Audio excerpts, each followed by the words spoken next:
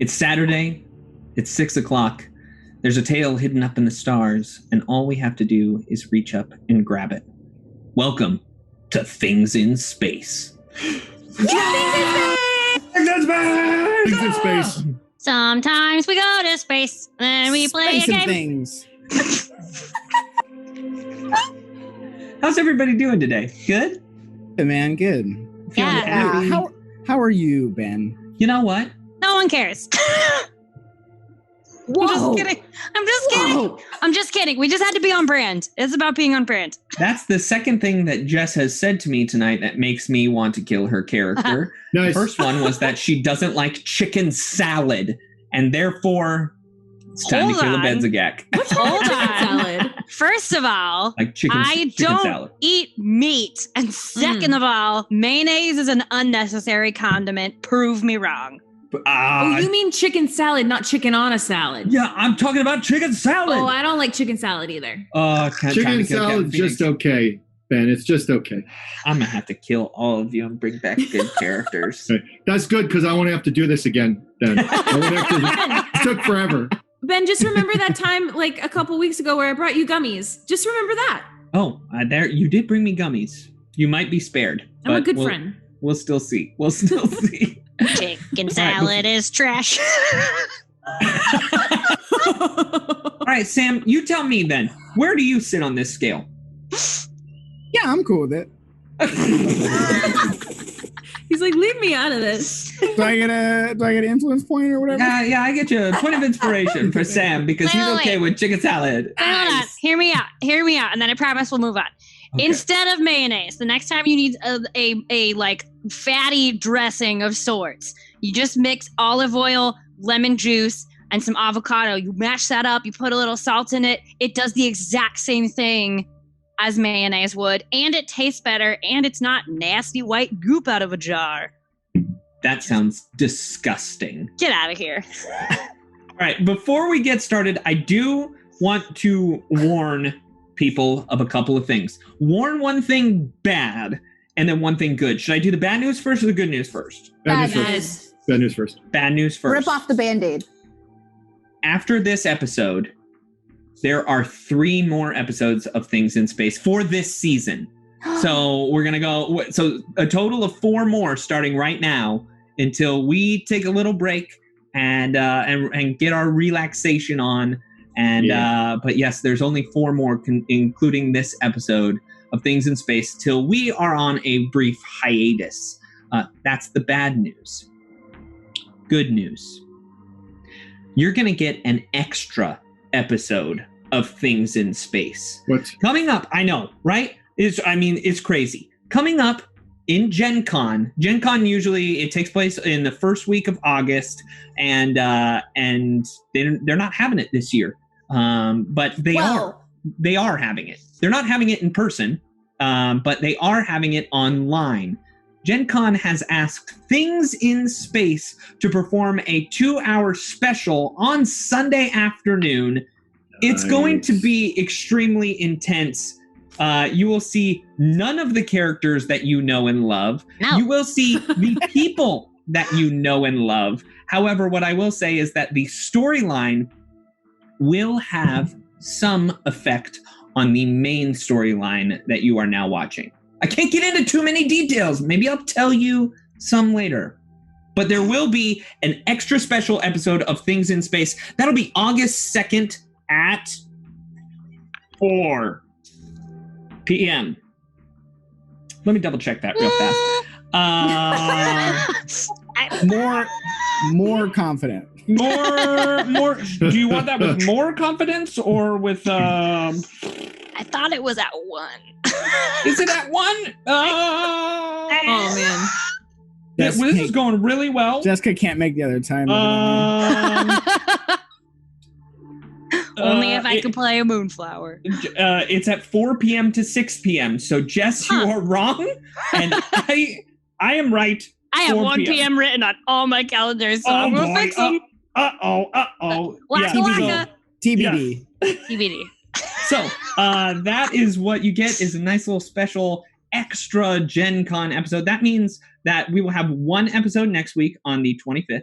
And then the week after, on the 1st, you will have an episode of Things in Space. Then on the 2nd, you will also have an episode of Things in Space. We're doing 2 episodes in one weekend. It's going to be insane. Bonkers. It's going to be Double trouble. bonkers. Hey, Double Ben, trouble. Zangarang just said, bad news, only 4 episodes left. Good news, 1 extra episode. Why not just say, here's some neutral news, 5 episodes? That There you would have go. been a much better choice, but I speak in riddles in my own head, so that's why. Things are confusing for you. That's okay. They're confusing for me, too. Yeah, brevity Ben Birch. Are you ready to get into this? Yep. Eddie.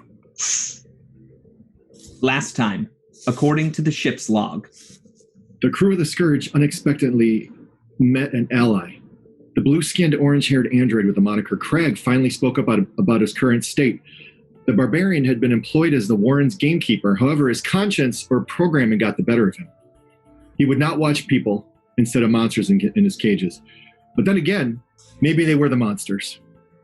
He spoke of things he knew happening around the Warren, such as the silent alarm being tripped, and that they were trapped in this darkened hellscape.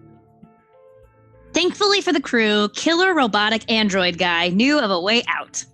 A biometric scanner accessed the exit, but a plain suit of armor barred the door. If they could fit one or both of K.R.A.G's bosses, they could get a hand from them. Knowing the path forward, K.R.A.G led the group towards the office, but sealed doors were all around and said office was locked as well. Fortunately for the crew, this door didn't need any hacking. Nono simply figured out the answer to the riddle. The next locked door proved not quite as easy as 2 magical flamethrowers torched the heroes. Stepping inside the office, the party saw the Lashunta in control. The man smiled and tried his last trick. He tried to manipulate K.R.A.G's mind. As K.R.A.G screamed in anguish, attempting to maintain control, the crew set to battle. They attacked with ferocity the sitting Lashunta, who couldn't get up or far. All that was left was his toothpick and severed arms as they squashed him in mere seconds. But he wasn't the only horror in the room. His pet, waiting along the ceiling, magnetically leapt onto Captain Phoenix. Twisting and squirming, the captain seemed in a terrible pinch. But the crew rallied together and knocked the oozy metallic creature into nothingness. After some reprogramming of K.R.A.G from Nono, the heroes made for the exit. They followed their ally, who worked at this facility and knew the location. Clearly, K.R.A.G would know which hand to place on the scanner to lift the lock-in. He didn't. Placing the right hand onto the pale blue light, the armor in front of the exit animated, showcasing the frightful construct's power. It pummeled and smashed at the swarming heroes, knocking Nono unconscious and deeply injuring others. Deciding to avoid the dominating ground force of the party, the animated armor flew into the air using a jetpack. The crew continued their assault, but with no spells left, Mog attempted to wildly shoot at this mindless metal. Frantically, he raised his blaster, shot, backfired, and destroyed his eye. Meanwhile, Patches was hard at work fixing Nono. As she groggily got up, the Skittermander popped a shot into the construct, hitting vital wires and causing the Colossus to crumble out of the air. The crew was weary. Nono was deep in dealing with void death. Mog had lost an eye. Abedzagak was distraught with grief for their friend. Captain Phoenix was spent. And K.R.A.G just wanted out. After another close call with the scanner, both hands were placed on and the door slipped open. But the outside world would have to wait until tomorrow. But at the break of day, something caused Abedzagak's mind to go haywire. They woke in a frightful state. No one knew what was going to happen at sunrise with the Sunrise Collective. And now join me as we traverse the night sky. Out the window, Abedzagak could see the curved horizon line of a sandy planet below. This would be a good place to land, as the ship had been making grinding noises for the last 2 star systems. They had only found 3 bounties thus far. Vests in space ratings hadn't increased in weeks, and the last thing Abed needed was to return a botched ship back to headquarters. Maybe they could just fix it themselves and make an interesting episode out of it. Lonely failing Vesk with no family attempts mechanical engineering. What will they think of next? Abedzagak said aloud. Humor was such an excellent coping mechanism. The moment the ship touched the surface, its sensors began blinking bright red. The view screen flashed in bold. Alert, alert, wanted outlaw near. Alert, alert, wanted outlaw near. Abedzagak clucked away at buttons using their thick nails when a picture displayed itself of a blue, furry skittermander with pink speckles. This was not directly assigned to Abedzagak, which meant it was a community outlaw, and that every bounty hunter in the galaxy was after this little guy. How could this little creature possibly be so high on the list? Abedzagak clicked on the upload. A holofeed popped on the display in ship. The beautiful half-elf with dark gray skin spoke a pre-recorded message plainly, but there was a fire in her eyes. She gestured with great theatricality, using her hand showcasing the black spiraling snake on her forearms. Her words moved too slickly for a member of some societal fighter like the stewards or xeno-wardens, but too calmly for a local official. And the red glow in her eyes made Abedzagak uneasy. She spoke. To whomever finds this skittermander, they are of high value to me personally, and I wish them apprehended. If you are worried about the moral obligations of this bounty, this is its crime list. You might want to sit. It is lengthy. Name, no, race, skittermander, color, blue, code, NB 7390332.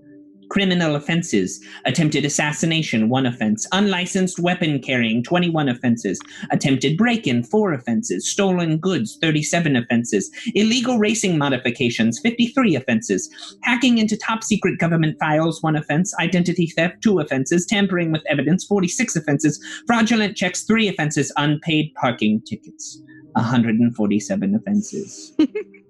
Offer 10,000 credits. That is, of course, if you deliver the skittermander to station patrols on Absalom Station. However, if you bring them to me, I'm offering 1 million credits. I know you'll make the right choice. I'll see you on Akaton. Go to the city of Daza at the 9,000th light and ask for Adria. Just then, Abedzagak's datapad broke into static. Out of shock or fear, Abedzagak quickly grabbed it, and suddenly the image of the skittermander appeared on the screen. It was a direct message. I see you, bounty ship, and I just want you to know that I will never surrender! Screeched the little voice. The device quickly returned to static before popping to life on a gray topographic map with a seemingly direct path to a blinking blue icon. What? This thing provides maps? Abedzagak had never seen this on that pad before. Maybe it was a glitch in the system, which was not surprising considering the trash can of a ship that was given to them for their missions. No matter, it was time to get that blue dot. After only 20 minutes of searching this tiny planet of nothing but sand dunes and a single river, Abedzagak had No shackled and ready to return. Odd as it was that she didn't put much of a fight, it was even stranger that her silver robot dog didn't at all. In fact, the robot animal didn't even need to be tied or turned off. It just followed analogously to the camera that constantly hovered over Abed's head. Hundreds of footprints in the sand later, the ship could be seen in the distance. Wow. No said. You fly in that old clunker? She giggled. Hey, don't make fun of my ship, prisoner. Abed squawked. They were not skilled at being aggressive. Practice was helpful. They had to look for good for the camera, after all. Look, I'm just saying, it looks like it's seen better days. It's okay, though. I'm sure you're really smart, and you can fix up any loose wires or broken buttons. You know, basics to keep it flying smooth. I'm not smart. Abed snapped. I mean, I'm a bounty hunter, not a mechanic. I'll just trade it in at headquarters. Abedzagak was still unsure what to do. Should they trade this skitter in for the highest amount or give it over to the authorities at Absalom? Headquarters was sure to have some guidance. No tilted her head. How far is headquarters? About 3 days' time. You want to fly that thing for 3 days? No was bursting. I've been flying it for 5 weeks. What? That thing is going to break down and you'll kill us both before you get there. Well, what do you suggest I do? The small party of aliens and drones stopped in front of the ship. Nono tilted her head again and looked around the back and underneath the ship. See that loose wire there? The red one? She gestured with all 4 of her other unshackled hands. Even though Abedzagak had caught the creature, she only thought to shackle the top set of hands. Yeah. This one? Abed touched the wire. Don't touch it! Don't touch it! Abedzagak jumped back, but Nono immediately burst into a giggle fit. Sorry. Mechanic humor. Abedzagak bit down on their tongue with their sharp teeth to suppress their own amusement. They loved a good joke, but they had to hold in their laughter. One of the first rules of bounty hunting was simple. Do not become chummy with outlaws. Okay, so what you want to do is make sure that wire connects to the circuit vector. Yeah, there you go. Nono provided instructions to patch up the outside of the ship and never stopped speaking.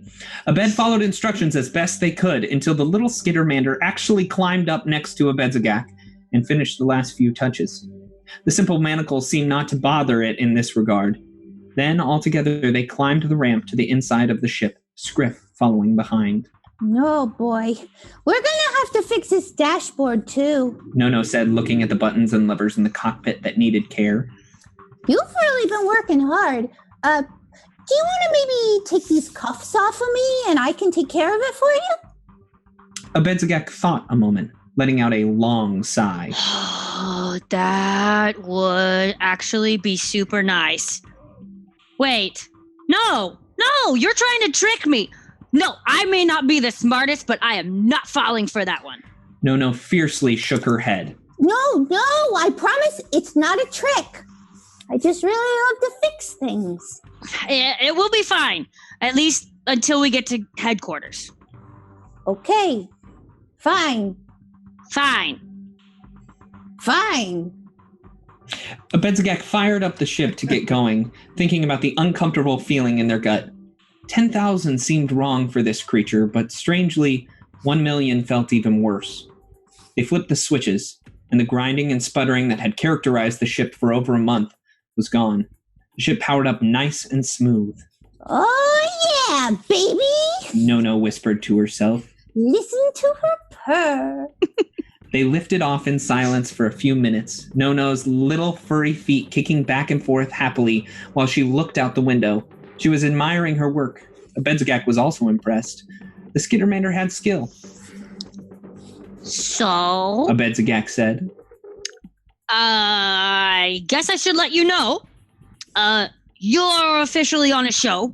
Everyone I come in contact with is then broadcasted on this show. Maybe you've heard of it. You probably haven't. It's not doing very well. You know what?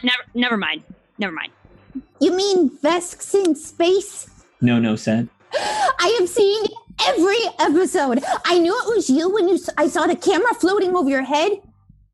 It's pretty cool. Oh, thank you. It's fun stuff. I love it when you're doing a thing and you forget everyone is watching, and so you make up songs to yourself. It's like we can hear what's happening in your brain. Abedzagak waited a moment. It felt odd to feel seen. It was fuzzy, almost. Sure, there were viewers of the show, but no one had ever said anything like that before. We should make up some songs while we fly, said Nono. Abed grinned and said, yeah, okay. As they changed the coordinates on the console. Maybe someday they would turn in the skittermander for credits. Maybe someday they'd even ask advice from headquarters. But that could wait. Abedzagak had already gotten too close to this outlaw. Time shifts from the uncharacteristically wise eyes of Abedzagak to the now tormented and crazed eyes of Abedzagak. And as you look at your friend who is clearly outside of their mind, you hear a voice in your head ask, what do you do? We read comments! Comments! There's a good one here from Brave Sir Robin Ran Away. Okay. They said, No has committed a lot of no-nos. Yeah. That was a very fun backstory, by the way. Yeah, that was great. Comments blast. definitely echoing how cute and awesome. Also, props to Tech on the back and forth. That was Oh, really fun. yeah. That was incredible. Oh man. Yeah. We went for a ride. There was a comment way earlier from Scott Denuzzo about the time on our bonus show, and it said they said 4 p.m. Eastern would be 1 p.m. Pacific. So maybe you're both right. Wow. You know what? We'll We're never going know. to get to you about what time it actually is. It's at TBD 4 p.m. 1 p.m. You know, save 1 p.m. and 4 p.m. For all of that. There was also a question earlier, I think from Crossbones, about what channel that Gen Con show would be on, whether it would be the Gen Con channel or the DAT network. It's actually going to be on the DAT, or it's going to be on the Gen Con, the official Gen Con channel.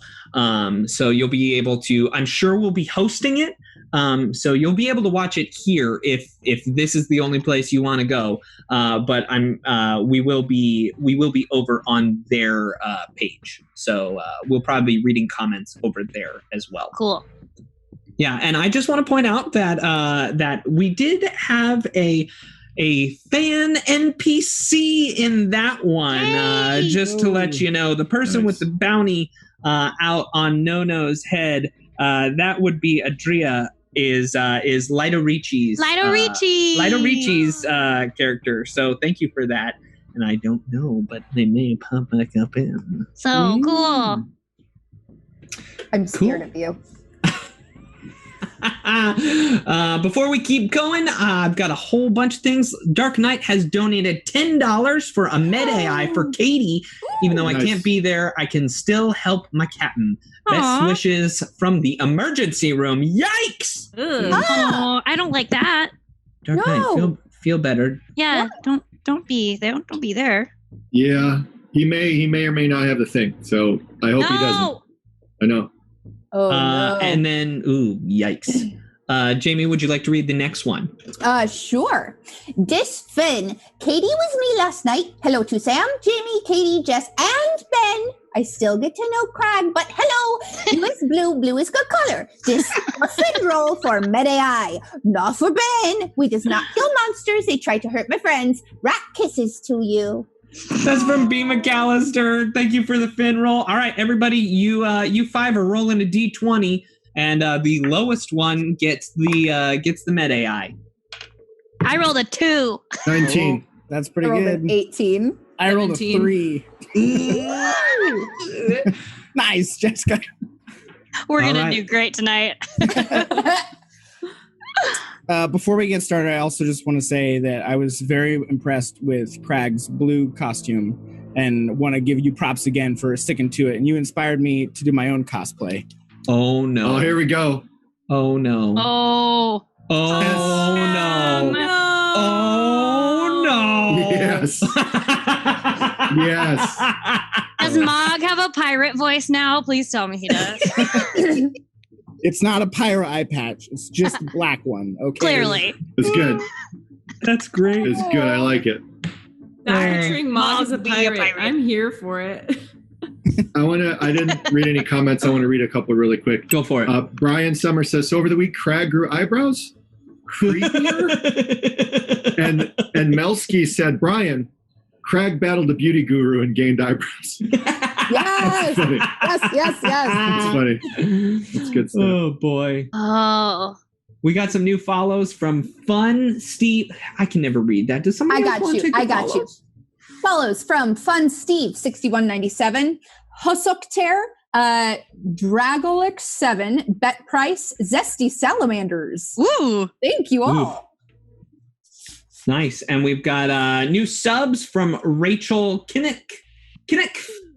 Scott Denuzzo and Sarah BC1 gifted a sub to Spartan Undead. Scott Denuzzo for 24 months. Woo. Whoa. That's 8 years. Pretty much, yeah. In bed math, yeah. If you think about it, that's 8 years. Wowza. All right. Wowza, indeed. Okay, so here we are. You're in this room. Oh, boy. Before we get started, we've got a couple of things that we need to go over. First, let's deal with a little bit of void death. Nope. Why don't we roll this fortitude save and see if Nono is maybe a little bit better or a little bit worse? Wow. I would be adding things to this besides my fortitude, but I don't got nothing. Now, remind me, this fortitude is still going to be -3. I believe so, because you're Because of my fatigued condition. and sickened. Yes, you do have the conditions. So that negates my entire fortitude bonus. Oh man, this It's a is flat so. roll. Can we assist The this? fatigue doesn't. You can make a. It's only a -2. However, you did ride in the papoose yesterday.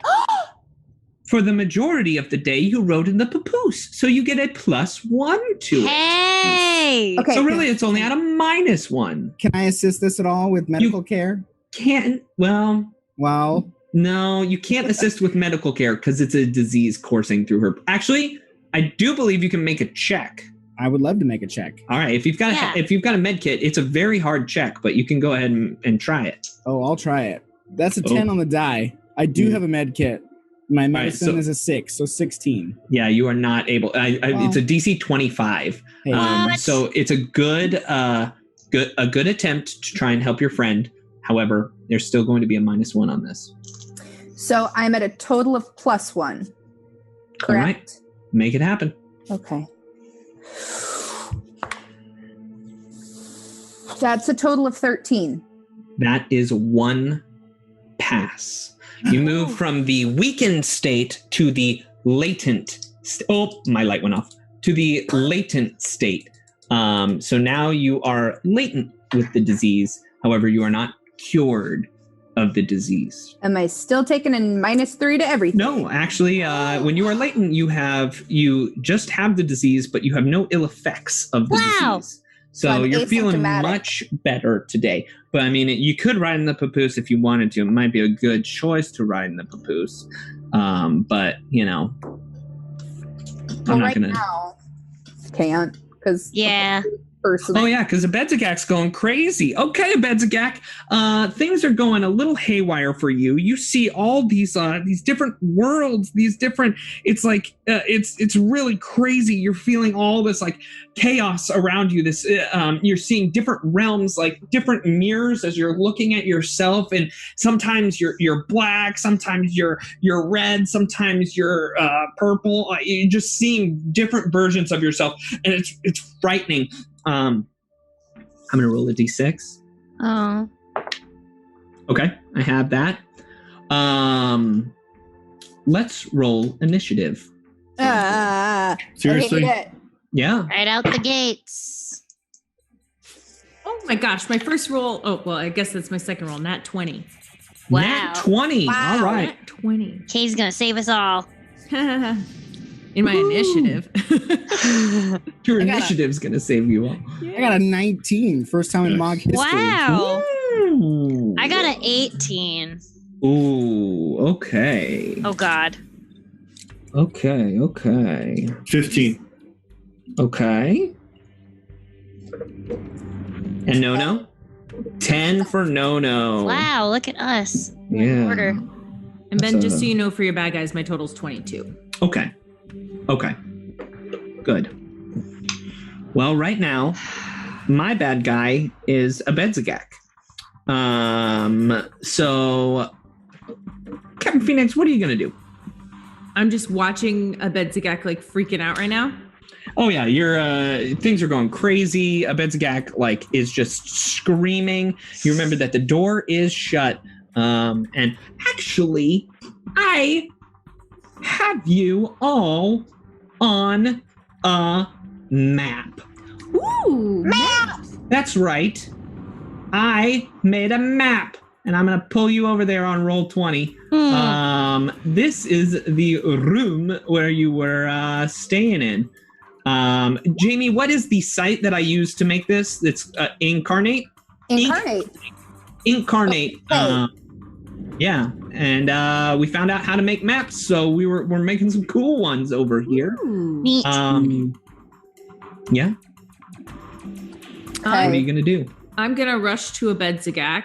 Okay. I'm gonna go right next to them and kind of put my hands on them and say, like, "What's going on? Are you okay?" A Bedzagak. Just kind of shake them a little bit. Okay. All right. Yeah, you do it. You shake them. They are shook. Indeed. Mog, it is your turn. With my new sweet perception skills, Oh yeah. I would love to move over a little bit toward the front entrance over here. And That door's closed, by the way. I haven't. I didn't have sealed blast doors available to myself. So. Perfect. I will move over toward the closed blast doors. Okay. And make a perception roll. Okay. And it is at -2, correct? Yes. The only downfall of losing an eyeball. The only downfall of losing an eye. Oh. So it's only +7 now. Okay. So 16 is my total. You can't hear anything over the just screams of pain from a Bedzagak. All right. Is there anything else you'd like to do? Yeah. No, I'm ready. You're just ready. I'm ready to help out. I don't know. All right, what's going on. Bedzagak. Captain's taking care of it. Roll a D100 for me. Oh no. I'm filled with fear. All right. Oh, I have to do this guy too. Yikes. 19. 19. Suddenly everything feels a little bit calmer for you. You feel a little bit normal. Okay. Yeah, like everything's fine. You don't know why. You don't know why anything was going strange. That was really weird, but you feel good right now. Okay. I guess I'll tell my captain. I don't know. Maybe it was. You ever heard of those things? Anxiety attacks? We've been through a lot. Maybe that's what that was. I guess I'm fine. I That's think a fair something choice. might be wrong. Why don't you sit down? Okay. Do you have any B complex? No, and I hand them my whiskey. Okay. That'll work. No, it's your turn. What would I need to roll to see if what just happened to my body? Mysticism check. I am so good at that I'm not going to roll.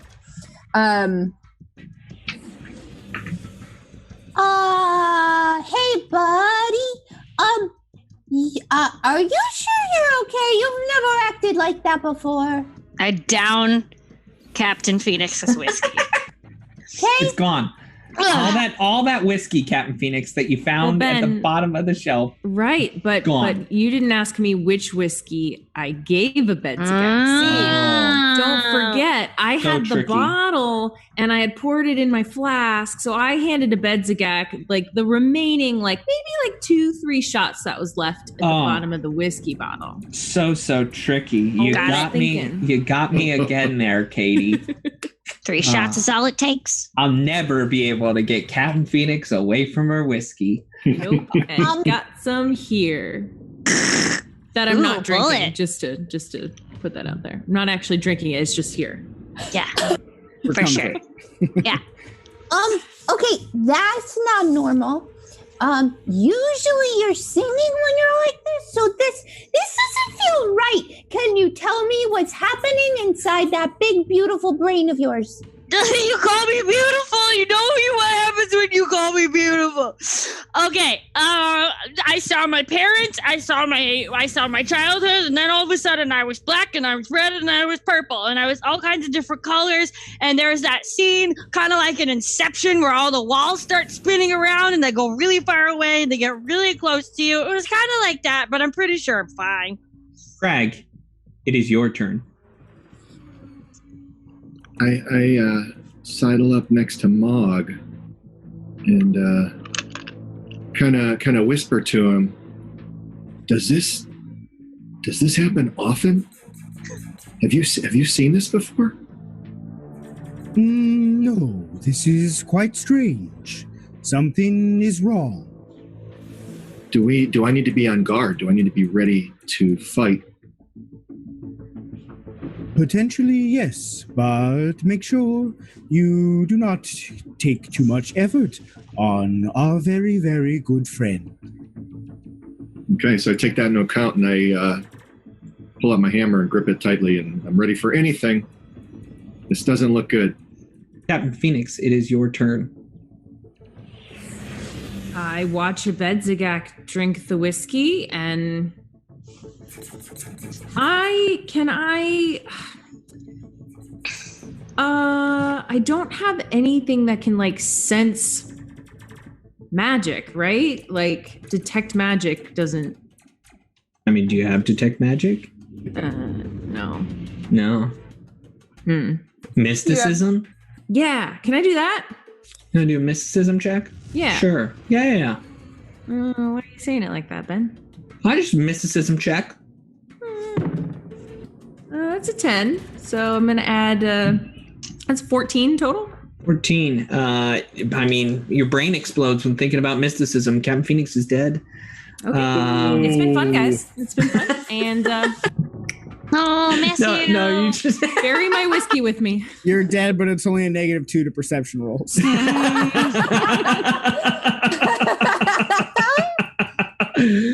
That's good, Sam. That no, you don't really know what's happening.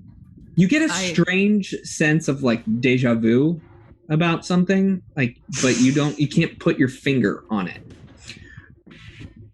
Mog, it's your turn. I would also love to use mysticism. Okay.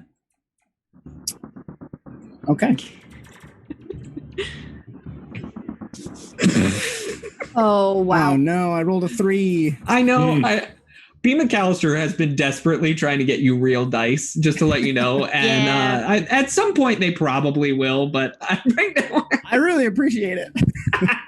My total's 11. Yeah, your brain explodes. Mog is dead. Nice. Oh my You're down God. 2 party members, which is exactly what I talked about earlier, that I love losing 2 party members and not just 1. So that's great. Benjamin. Can I also cast Detect Magic? Sure. I do have it. Sure, yes. I do so. I would like to face the cone at Abedzagak. There is a magical aura about Abedzagak. Something has happened magically. We move on. It is now Abedzagak's turn. Please roll a D100 for me. I don't want to. But I want you to. When you say a magical aura, it's like rainbows and butterflies. Yeah, like glitter. a really mean rainbow. Like the angriest glitter you've ever seen. Ooh, glitter can be angry. 38. 38. All of a sudden, Abedzagak just starts babbling.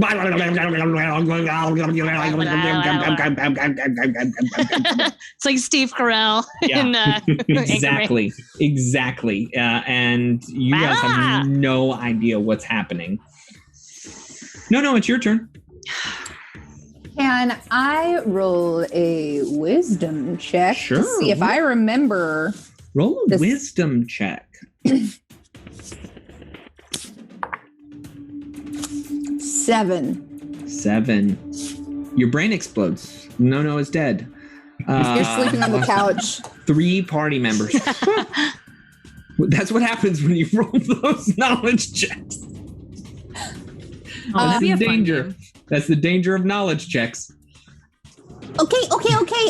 Abedzagak, I'm gonna need you to sit down in one of these chairs and just take a deep breath.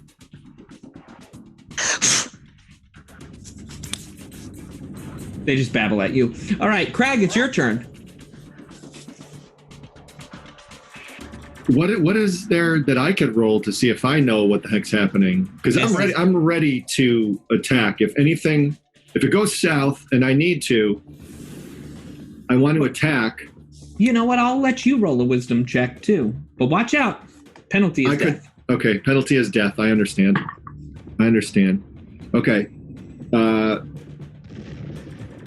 I don't modify my 15. 15. K.R.A.G isn't dead. Okay, I'm not dead. I can tell you that you have had experiences where there'll be times when you lose track of time.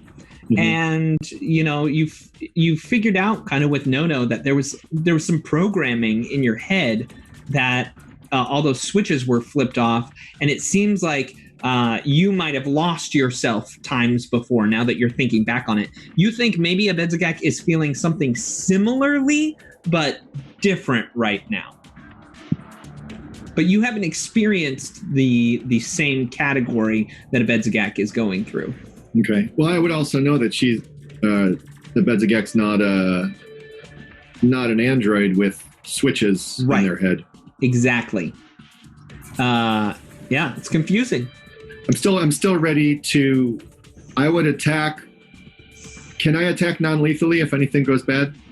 Yeah. You want to ready a non-lethal attack? I'm readying a non-lethal attack. If anything goes south, I'm gonna subdue Abedzagak. Are you gonna grapple or are you gonna hit with the hammer? And knock him out.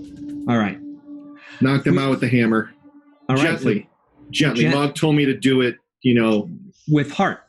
Yeah. It's Captain Phoenix's turn. Captain Phoenix, what would you like to do?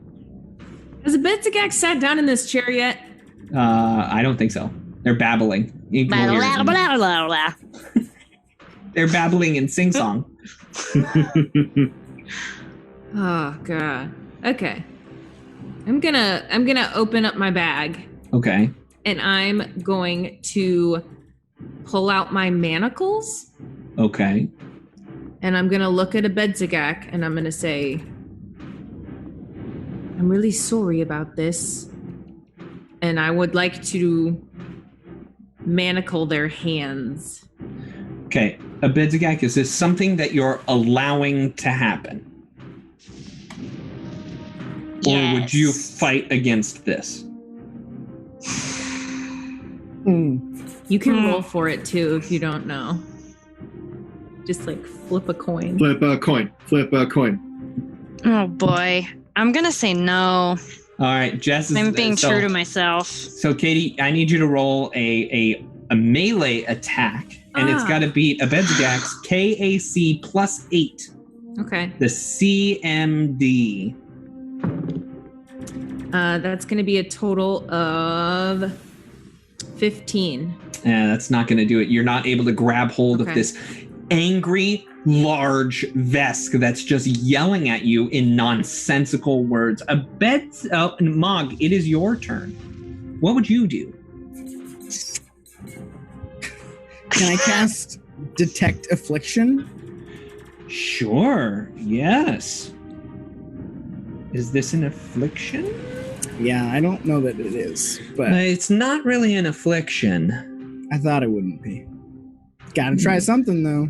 I do like it. It's a good choice and very smart. Because it's smart, and because I like it, and because I'm not sure, why don't you roll another little check there, and we'll let the roll decide. What is this check? Mysticism. Okay, perfect. Then my total is a dirty 20. Dirty 20. Abedzagak is suffering from confusion. Lesser confusion. You know this when Captain Phoenix had a sense of vertigo. You have felt that Captain Phoenix had this confusion as well. But Abedzagak seems to be different. It seems to have come from an exterior source, not like just some black hole that appeared. It's a real tangible thing for them. You did that. You did your action. Do you want to move anywhere? I'm good. I don't need to move. I would love to speak, though. Okay, go for it.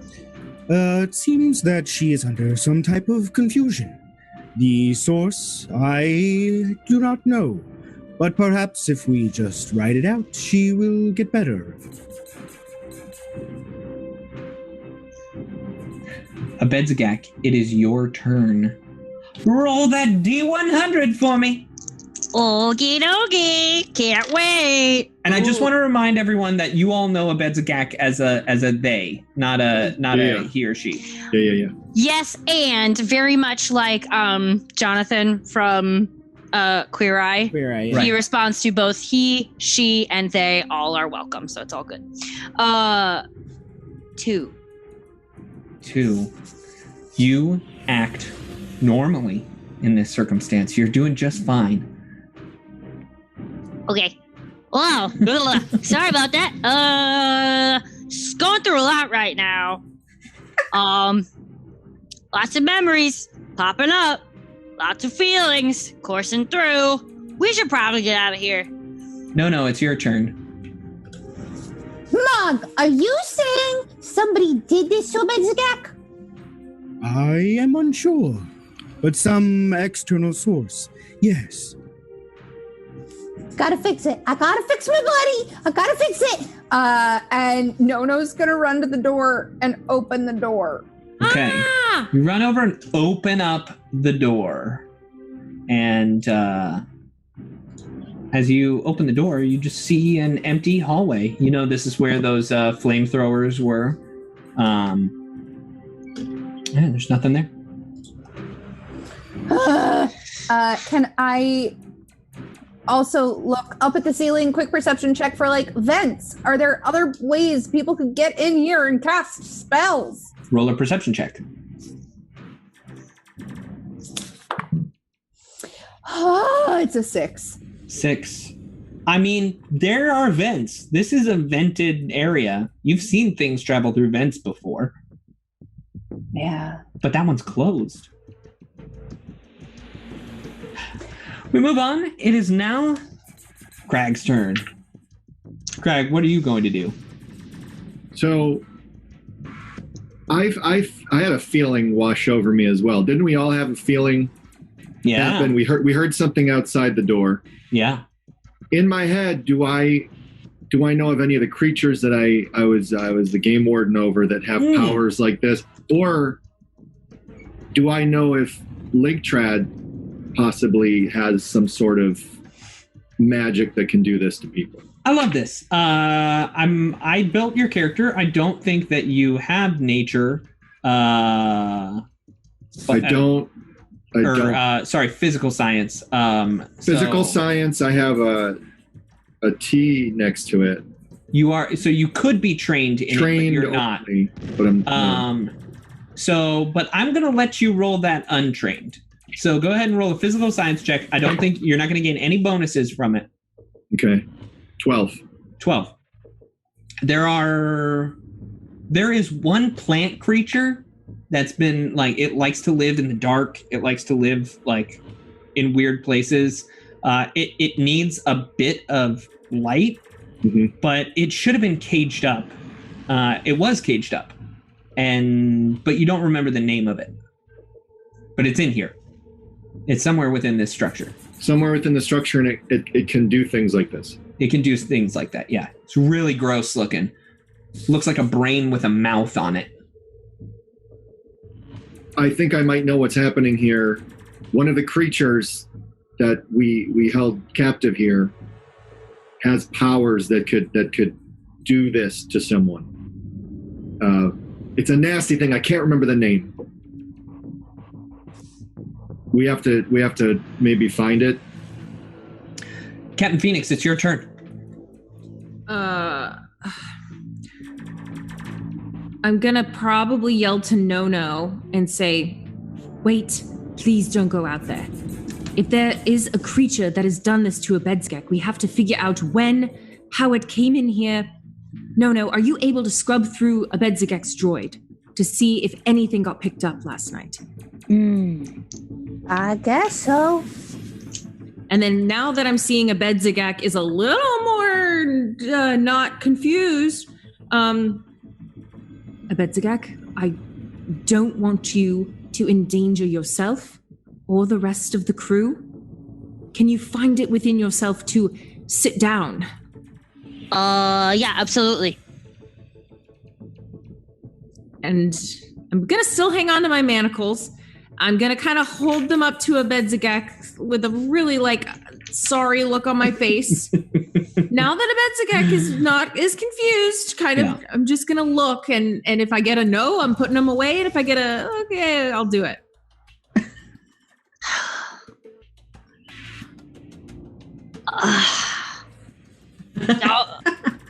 Listen, if it'll make you feel safe. Yeah, okay. Okay, so it hurts her, but she's gonna just put the manacles on a Bedzagak to make sure that hopefully no harm can come to everyone. Or Mog, themselves. it's your turn.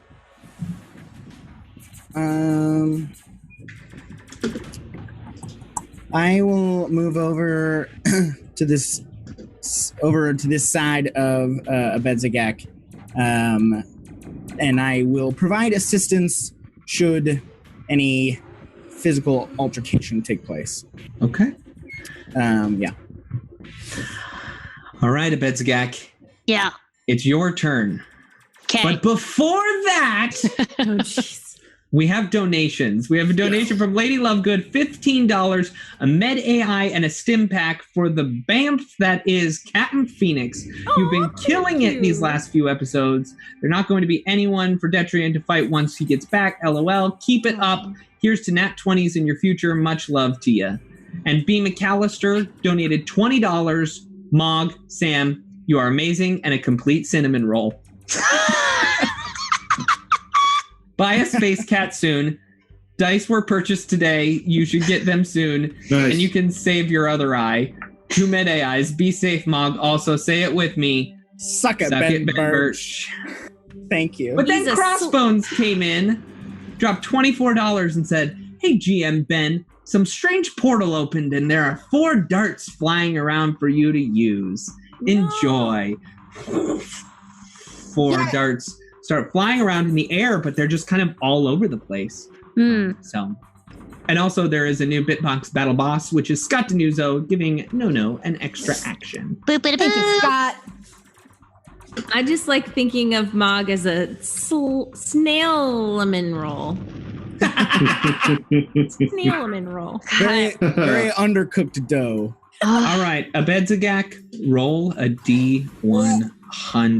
Okie dokie, hard to do when you're shackled. All right, that's gonna be a 41. 41. You just start babbling again, incoherently.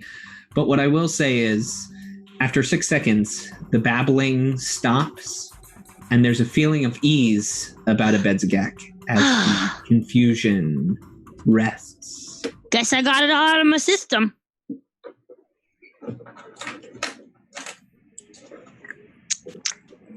She just needed time. Okay, can we get the shackles off, baby? Did you go through the droid yet? Did you go through the footage? I'm doing it right now. Perhaps in the meantime, we could move out of this room if what is in this room perhaps caused this. Well, perhaps we'll see on the camera which direction it went. If it is still in the room, we can flee. If it went outside that door or up into the ceiling, we don't know. And I'll be unlocking the manacles wearily. What do I need to do to scrub through footage? Computers check. Computers. You go over to the drone, and it's got an underbelly that has a panel, and and it shoots out a display. I like to think of it, if you didn't know what was happening, it looks like Nona's trying to tickle the belly of the drone. But it's a 27. 27. You're able to scrub through the footage and kind of fast forward and rewind. Nothing came into this room. Hey, Cap. Nothing came in here. Well, I find that a little bit more concerning then. Okay. Perhaps we did just not see it. Perhaps. Maybe it's very small or invisible. But we should find whatever did this to Abedzagak. I'm also not entirely sure it's done messing with your mind. I feel fine. Can I cast Detect Magic again? Yeah. And there is no magic aura around Abedzagak this time. It seems to be gone. There are no magical properties surrounding her. Nothing magical about Abedzagak whatsoever. Hey, Except for her glowing personality. A nice rainbow this time. A happy rainbow. No We- glitter. Should still be very alert. Can I move out of the room and check outside of the room we were in to see if I can see anything around there? Yeah.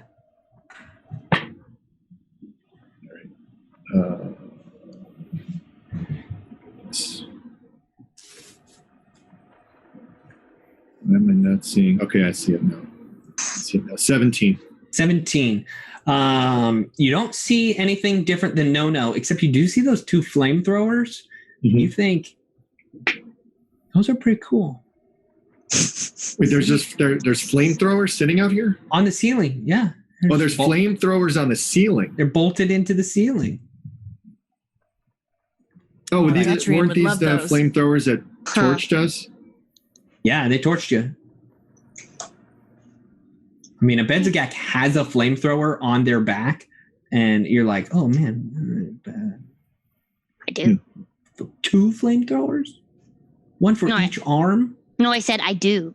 I know, but this is what K.R.A.G's thinking. Yeah. 2 flamethrowers, 1 for each arm. Could I implanted. get flamethrowers? Now I'm lost in thought about flamethrowers. So I They're distracting. don't see anything. No. How big is this thing, though? Do I know how big this thing is? It's big. I mean, it's like a big circle about the size of a body, and then it's got these like tentacly arms that like. So I explain to them that it's. So are we looking for something that looks like Krang from Ninja Turtles? I mean, Like a brain with tentacles, more round, less eyeball, more mouth. Do you Okay. know if this creature has any powers of invisibility? That's a great question. What do I know that, Ben? Probably not. No, I don't know. Not with his check. I can't recall. I don't know. It's possible. I'm not being much help here. Was this a Again. physical science check for him? Yes, it was. From his description, can I make a physical science check to see what this thing might be if I have any more knowledge of it? Certainly, but I'm going to make it harder because you haven't seen it. Sure. And I also attempt this. Absolutely.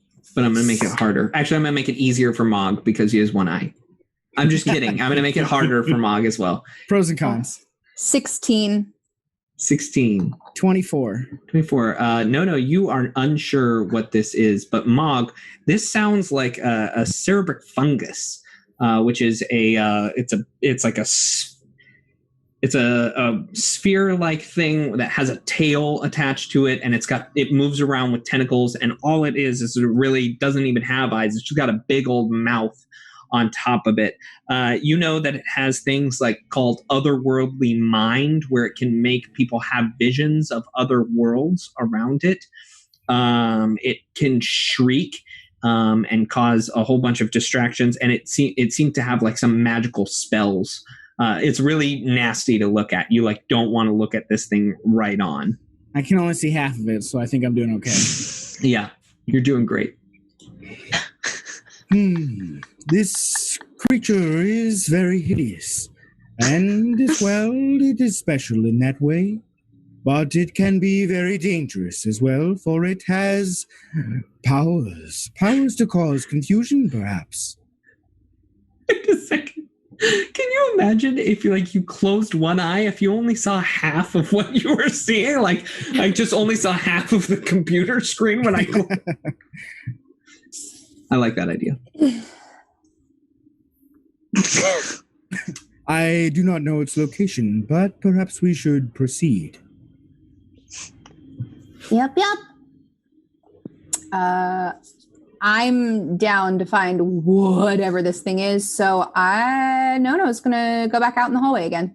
All right. Leading the charge. We'll tell you that there is a new Bitbox battle boss, and it's Willow Ridley, who has given K.R.A.G the extra action. Hey. Because Finn chose it. Thank you. Aww. All right, so you step out into the hallway. You've been here before. You see K.R.A.G is just looking at flamethrowers, just stuck in thought. K.R.A.G? Yeah. Yeah, what you doing? Just thinking about if I could mount these flamethrowers on my arms. I think it'd be pretty cool. Why don't you just pull them down so you can save them for later? Are they? Can we do that, Ben? Are they? Yeah, are they it just needs an engineering or a strength check. If you're just gonna straight rip it down, then you gotta do a strength check. If you're gonna try and engineering 17. Oh, not trying to rip it down. They seem like they're really well up there. You didn't do it. You want some help? Yeah, I don't want to break them. I could just try to rip them down, but I think it would be better if we kept them intact. Ripping things usually leads to explosions, so I'm going to take a look first. Okay. Okay. That is a 22. 22. You are able to get one down. Yeah. Do I need to make a check for the second one? Yup. Okie dokie. Yup. That is a 25. You are able to get the second one down. Nice, easy peasy. You got 2 flamethrowers. But it's weird. These flamethrowers, they don't... You're looking at the one Abedzagak's carrying around. Mm-hmm. They don't look the same. Yeah. Well, these are wall mount flamethrowers, not absolutely body mount flamethrowers. That's right. Where can I put these, Ben? You can put them in a bag. You can put them in a backpack or a bag, or Are they going to fit? I don't believe I have a bag that can fit these. I mean, we can put them on Scriff's saddlebags. Sure, you put them on. You can put them in Scriff saddlebags. Okay. Yeah, I'll save these for later. Thank you for helping me with You don't have a flamethrower tote? I don't have a... Everybody, they're all the rave these days are the flamethrower tote. Well, I've been in the darkness for so long. I don't get out much. I don't get to look at the new fancy things. All right. Nono is making a schematic in her head currently of finding any scrap pieces she can to create a like a backpack harness that you can attach the flamethrowers to. So K.R.A.G, and just like some buttons on the front, so K.R.A.G can still have a hammer in one hand and like flamethrowers off his back. It's going to be a gift. I'm going to make it and give it to him. No. Do you have mysticism as well? No, you ask me this all the time. I know nothing. Roll an engineering check. Okay. 19. 19. These flamethrowers don't shoot flames. What do they shoot? Anybody want mysticism? Oh, me. I can do it. 14. 21. 21. No, that's not. No, dirty 20. Dirty 20. Mog, you have seen Captain Phoenix use overheat over and over and over again. It seems like these flamethrowers aren't actual flamethrowers, but they have the ability to cast overheat every 1d4 rounds. Ooh, that's awesome. Can I hold a gun like that? You cannot. Where's Detrian when we need him? Detrian couldn't do it either. That's only people capable of wielding these flamethrowers are K.R.A.G and Abedzagak. Hey. Yeah. Do it. Do it. It seems the creator of these weapons knows the prowess of our captain as well. Do any of them look like they are functioning besides the ones that were just taken down? I mean, there's only 2. Okay, and they've been dislodged. Yes. Okay. We should be wary in the future, for devastating damage of flame could be inflicted upon us. Eating damage. Sam, how do you have just such a mouth of words? All right. What are we doing? Where are we going? Down the hall, finding this ugly brain mouth. All right. Yeah, I'm staying with No there to keep No safe. I am afraid. but it's fine. I'm gonna kind of stay with the Bedzigak and let to keep an eye on them to make sure that this doesn't happen again. Sure. No, you move into that next room, and that was the room where the riddle was, and you quickly just bypassed the door. On the far side of the screen is like a list of a broken list categorically of what is in this menagerie of creatures all throughout the Warrens, but it's broken right now. You couldn't really tell, but there doesn't seem to be anything in here. Can I take a look at that list again and read it off to K.R.A.G, see if any of those names sound familiar? I mean, it's not working. Or I can't read any of them. Okay. No. It's the words are jumbled together. Got it. Quick perception in here? Yeah, quick perception. Quick. Just a quick look. The super quickest. 13. Nothing's in here except for that sign and the data pad that got you in and out with the riddle. Cool. Then unless somebody stops me, I'm pushing forward. All right. No, you seem to be feeling better. But should you still be in the papoose? Considering that a Bedzigak's not feeling great, I'm gonna let them have the day off of papoose duty. You also remember yesterday, a Bedzigak walked up to an animated piece of armor with No in the papoose, and No got crushed in said papoose. So things were pretty bad right there. There's an inner monologue behind those words of "I don't want to die." You open up and you get into this big room where you fought the animated armor. You know that the exit's right over there. So all you have to do is go out the exit. Perception check. Don't trust you, Ben. Same here. I move up with No and check it out. All right. 16, 17. 23. Okay. Michael Jordan. 22. 22 for me. Why don't you all perceive another comment break? Oh, I'm a little bit late on it. I'm sorry, everybody. But yeah, we'll take a comment break right now. Okay. A very important question from It's Lucas Martinez, because I assume I know where he's going with this question. I don't know. Does a Bedzigak have a tail? Yeah, I have a tail. Bet Price said, I feel like Sam needs to use such a word of mouth words as a tagline. Sam Forbes, such a mouth of words. Hi, Bet Price. Put that on your resume under special skills. So good. Special skills. Positive Kern, don't forget the hand hanging out of her backpack. I have not forgotten the hand hanging out of the backpack. Yikes. It's going to come back. Parawheeler says, I want to hear Mog's inner monologue. I think we all do. Can we just get a Mog episode where it's just Mog's internal dialogue? A Mogamog. Mogalog. Mogalog. There'd be a lot of noises. We should all be Mog. I want to be Pirate Mog. Mogalog. Oh my goodness. We just, instead of doing an episode, we just put Sam on the screen for 3 hours just talking about, just recapping everything that's happened be so as good. Mog. Crossberry Teen says, watch. Ben next adds in a computer interface for K.R.A.G called Quigley, and then a love interest named Lyra. Whoa. Don't do it, Ben. Thank you, Kyle. Whoa. Thank you, Kyle. Don't do it, Ben. I've already added in the K.R.A.G reference already today. Nice. Yeah, I don't even know if you saw it, Eric Radic, but you said it. It was a Brick Time with K.R.A.G reference. Mm-hmm. Oh, it was a callback to the monsters.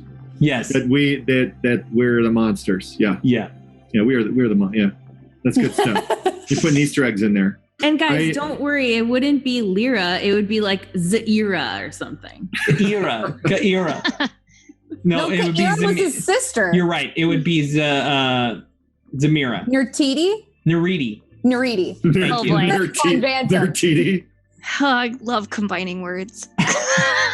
A little bit ago, Crossbearer18 said, "Hey Ben, I'm just curious. Can we speed to the TPK portion of the evening?" Sure. All right.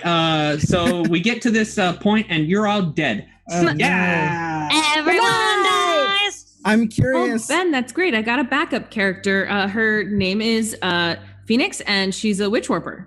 Nice. Is she like Bitch Lieutenant warper. Phoenix or something like that? Get out of here. I'm curious if Crossbear had the slot, because I definitely did as well. If we're playing same people but brand new characters for this special episode, is it because we're all going to get TPK'd right before that episode starts? Ooh, I mean, it's hard to tell. It's hard to tell. It's hard to tell.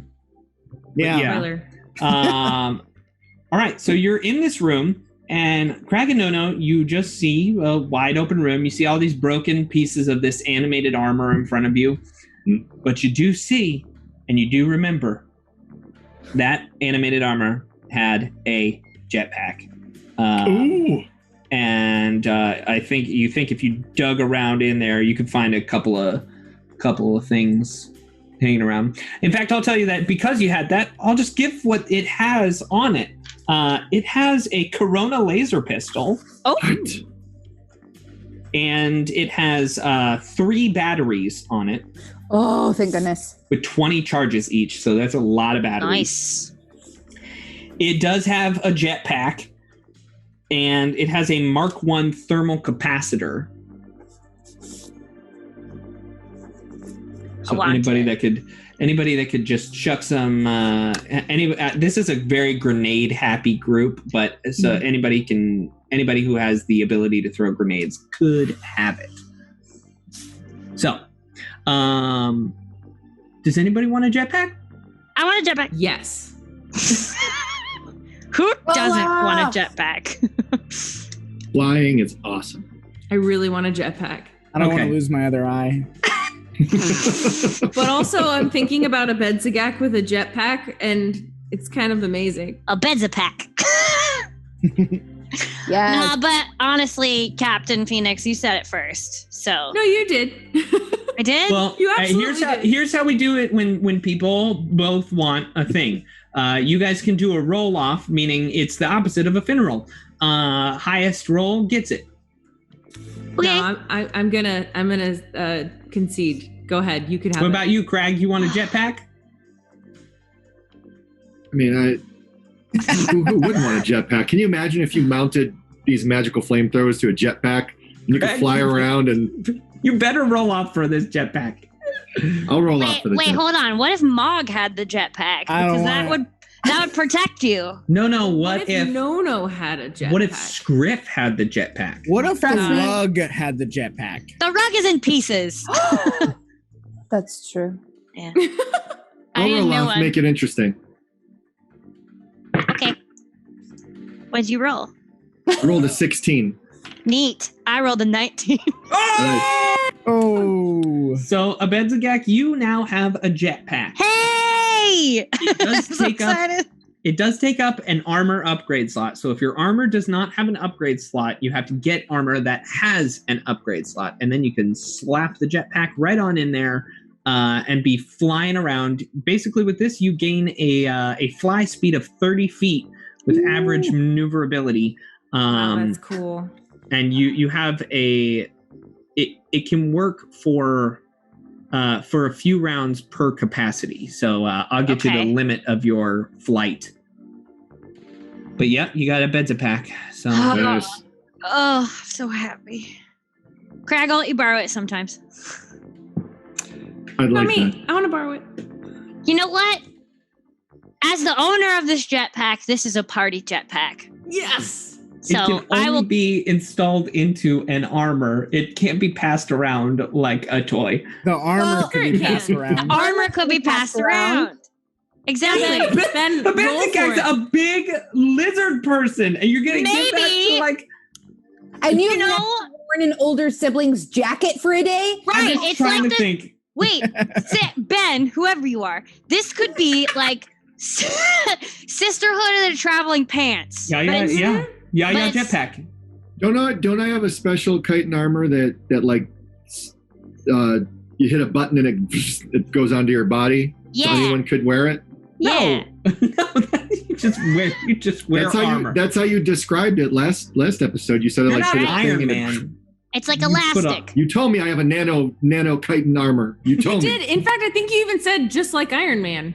Yep. You Isn't that did. even how you described it? Yeah. You are all the worst. I don't know if I don't know. I don't remember how I said it, but Craig, you have your armor. You just enjoy it. Positive Kern just brought up a good point as well. What? They said that we could ride in the papoose, so basically No could also come up in the jetpack with you. There you go. Can I Ben's be in the rules. papoose? Ben's That rules. sounds great. 2 options. Well, 3 technically. You got the doorway here. You could go back into the darkness from whence you came down that hallway, or there was this room down here that was shedding some light. Ben, you're so good at guiding us. You could go down this dark hallway, which is scary and dark, or there's this one with light. There's a light room. Well, it is emanating Which direction light. does This Ben is want us the to go? exit, which you could go out the exit, or you could go in the room with a bunch of light. The You room with wanted a bunch us of to light. go in or- the room with a bunch of light last time. You Or you kept could go in wanting the us to go. darkness. Or you could go in the dark. But there's an exit. But there is an exit which you could go through, or you could go through the room with the light. Katie, if it makes you feel better, you got an extra action from the smallest Westling Aw. Oh, yay! Thank you. or the bit boss. Ba ba ba ba ba. Thank you, Finn. Okay. Exit, darkness, light. Yeah. The light, can we see through the doorway? I mean, a little bit. It's just a weird glow. Ben, what makes the other door dark? It's very dark. You What remember makes it you've dark? The absence you've of light. traveled through there. That's where you came from, where all those cicadas were.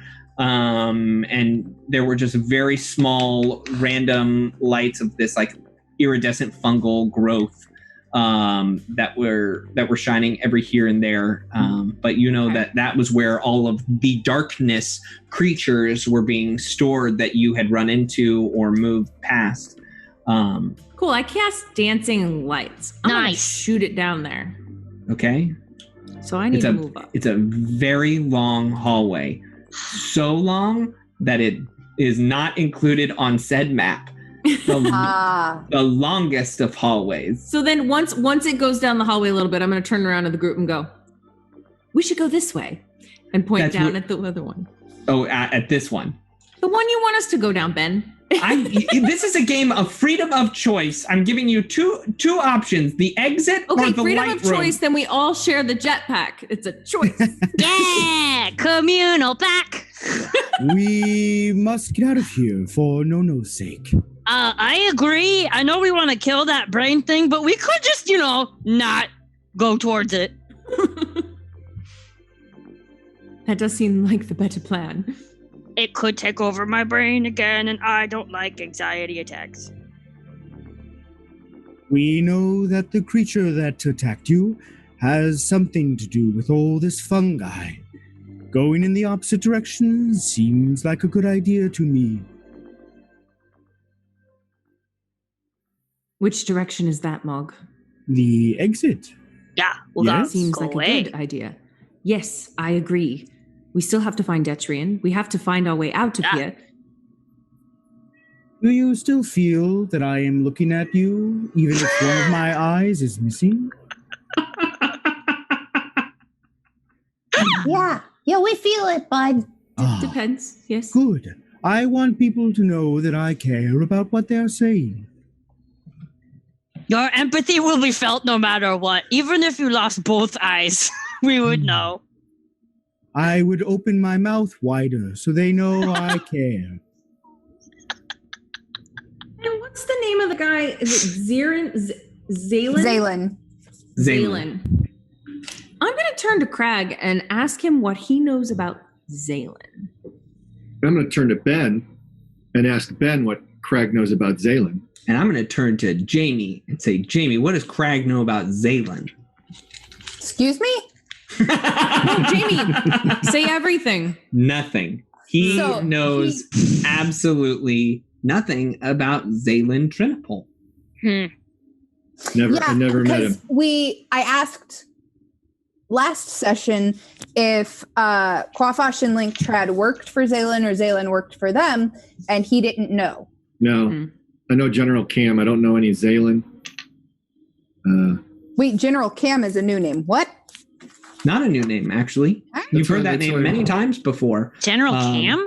From On a Way of the Limbs. He says a lot of things very quickly. Explain to you that down here in the Warrens, General Cam would come in and capture all these creatures and then release them in training exercises for the military of Asana Town. Okay. General Cam. There, that sounds better. General Cam. All right, where are we going? I think we have to find the exit and get out. Wait. I'm standing by the exit. Okie dokie. Who wants to go first? You opened it yesterday. I moved to the exit. I'm standing here, and I'm coming. Gotta switch buttons. I'm going out of the exit. Me too. Me So you three. leave. Goodbye. You leave the place gone. You are out of the facility known as the Darkness. Congratulations. Finally. In the distance, you can see that you're looking up. You are looking up at that facility that you have been trying to reach the entire time. K.R.A.G explains that it's called the Horizon House. It's called And the it Horizon is- House, guys. Oh, And it is the hub of all activity within this complex. It's the And- hub of all activity within this complex. Well Oh. said. You also know that on the way up, it looks as if there are still soldiers on the pathway. But something seems to be happening. There are soldiers on the pathway, but everybody roll a perception check. Hey, I'm just realizing if I'm making a perception check with my eyes, I get a -2, correct? Mm-hmm. But if I'm like listening and stuff and smelling, Then Ah. your eye really hurts, and it -2 perception. Yeah, it clogs up your nose. Your eye really hurts, and it Can't hurt if it's not there. it make you. The pain is there. The ghost eye. Oh, great. doesn't matter. 17. 15. High five. 8. Captain Phoenix. Aw. Just to know, you can notice that on the way up, there's you know, K.R.A.G, that there are a couple of more cages where other beasts and monsters were being held, but something is happening near one of them, and a lot of soldiers seem to be rushing towards that cage. You do notice that it is the last cage before you reach the Horizon House, so you do have to go past it in some way or form. Do I remember what was kept in there since I'm in charge of the beasts? Roll a wisdom. Oh, man. 19 on the die, which is my wisdom. Dinosaurs. Cool. Dinosaurs? Dinosaurs. You're being for real. Yes. This is what I remember. There were dinosaurs in that cage. And now thinking how the power went out and all this stuff happened, could the dinosaurs be loose? Oh, it's very possible that there could be dinosaurs everywhere. Cool. You're in Jurassic Park. Ben. Guys, hold on to your butts. There could be dinosaurs on the loose up ahead. I think that's what the commotion is with the soldiers. That Ooh, final good. cage held dinosaurs, so Dinosaurs. be ready. That's not so bad. I'm like a dinosaur, but smaller. And speaking of that, Abedzagak, how much can you carry? A lot. 8 bulk, I believe. What if, Abedzagak, you took us 2 by 2, hands of blue, up above and with your jetpack, and you land us on the roof over there so we can avoid all of this danger? You know, the only one of you that's heavy is K.R.A.G. And maybe Scriff.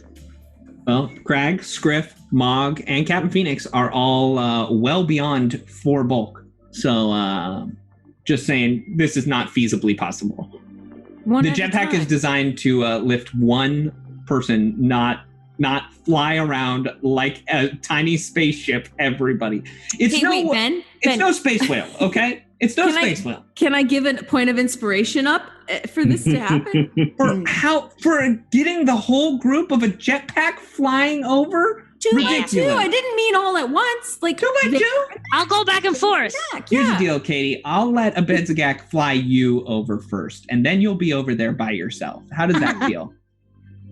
I kind of want to do it. This feels like the game where you have to cross the river and there's like a fox and a chicken and something else in the boat and you gotta pick. It doesn't feel good. It feels like you guys gotta go forward. You're just trying to fly over everything.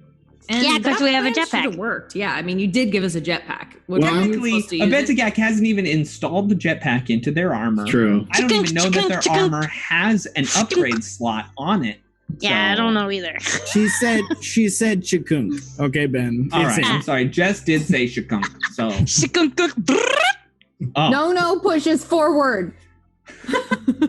I go forward with no, and I'm interested to see what has happened up there by the cage. If there's dinosaurs, man, I want to. All right, so they go ahead, but I'm going to turn to a Bedzagak and be like, "Well, I thought it was a good plan." I agree. So you start making your approach up to here. Does anybody want to roll stealth checks? Nah. Yeah. I don't even want to do it. No. Yeah, I'm gonna roll a stealth. Wait, I why think not? it'll be worse if I roll. I have a 19 for stealth. I got extra. You know how much stealth Robot K.R.A.G has? How much? Nice. That's okay. I'm riding on Scriff, and he's only got a +2, so I got a 14. 14. 16. 16. What about K.R.A.G and Mog? Why are we really? We're really 12. stealthing. I look back. We're really stealthing. You want the giant blue robot to? Okay. Android. 12. 12. Hey, me too. Okay. So it's not that hard. You do see that you're sneaking along. The focus, which once might have been on a group of heroes just brazenly walking into this facility, trying to do the Chewie moment, is no longer focused on you. For some reason, they're focused on something entirely different. A moment, they seem to be running towards this cage. And then when they get to the cage, you notice that a bunch of them they squeeze through the bars and they go into the cage. I run up and shut the door on them. I mean, the bars are broken. They're broken. Roll a perception check. By the way, I have you on a map if you would like to go there. Captain Phoenix, roll a perception check. 17. 17. Oh. You notice that these bars are not broken outward like something escaped. They're broken inward like something got in. This over here is that cage that they were running towards. That's where where K.R.A.G knows there to be dinosaurs running around. Big ones. And this path over here leads up to the Horizon House. Well, I believe this entire mission has turned into one bag of nope. I'll just put Captain Phoenix where she said she was, and I'll leave the rest of the group where they are. Thanks, no. It is a very foul sign that they would run back into their cages. But Well, we that must can only mean go, yes? that can only mean perhaps they were being chased by something bigger. Think there's any? Do we see anything out here? Roll a perception check. 19 again. 15. You do hear noise coming from up here. You think maybe another patrol is running down to figure out what's happening. You have a couple of choices: either run back, hide, do anything, or you could just decide to stand and fight. It's up to you. Do I feel like we would need to fight? Would people know K.R.A.G? Would these people know or recognize K.R.A.G? I feel like K.R.A.G sticks out. I feel like K.R.A.G sticks out too. Yeah. But they could be preoccupied though. But would they know that I'm a friend or think of me as a foe? I think that I think you might be conflicted about this. You might think that they are friends. You know that your new bosses, they did not view you as a friend. Mm-hmm. But you can tell that from your companions that you are with right now, they were just locked and imprisoned from these same people. It's true.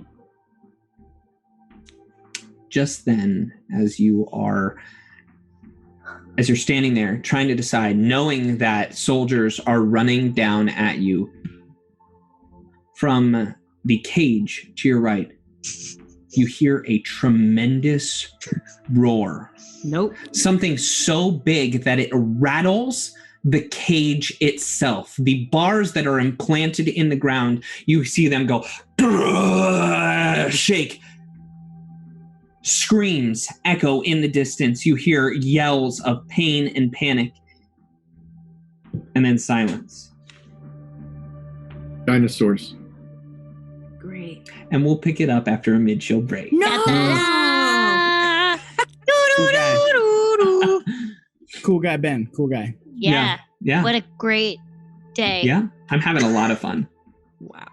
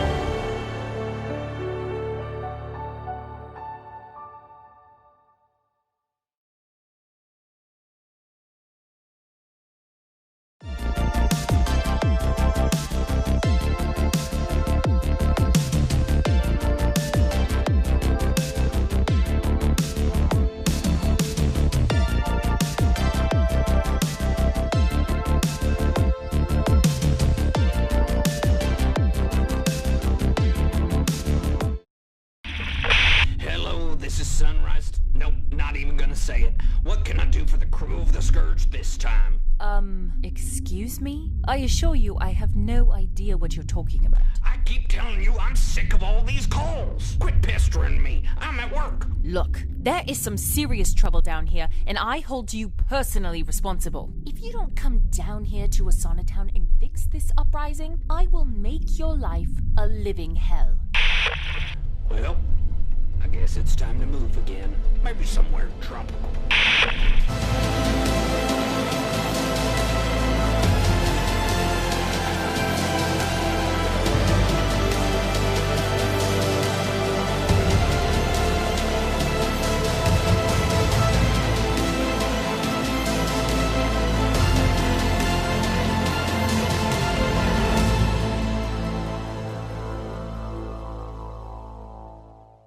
Hey Adam, I'm gonna do my Twitter promo for the Dragons and Things Network. I was thinking that I would just hold out my hand and you'll put the rotating Twitter handle, at the Dat Network, and then like change the background so that I'm sitting in like a dungeon, and maybe put like some glowing light magic around my head. Here, I'll shoot a plate real quick for you. I want the camera. I'll redo. Or you can fix it.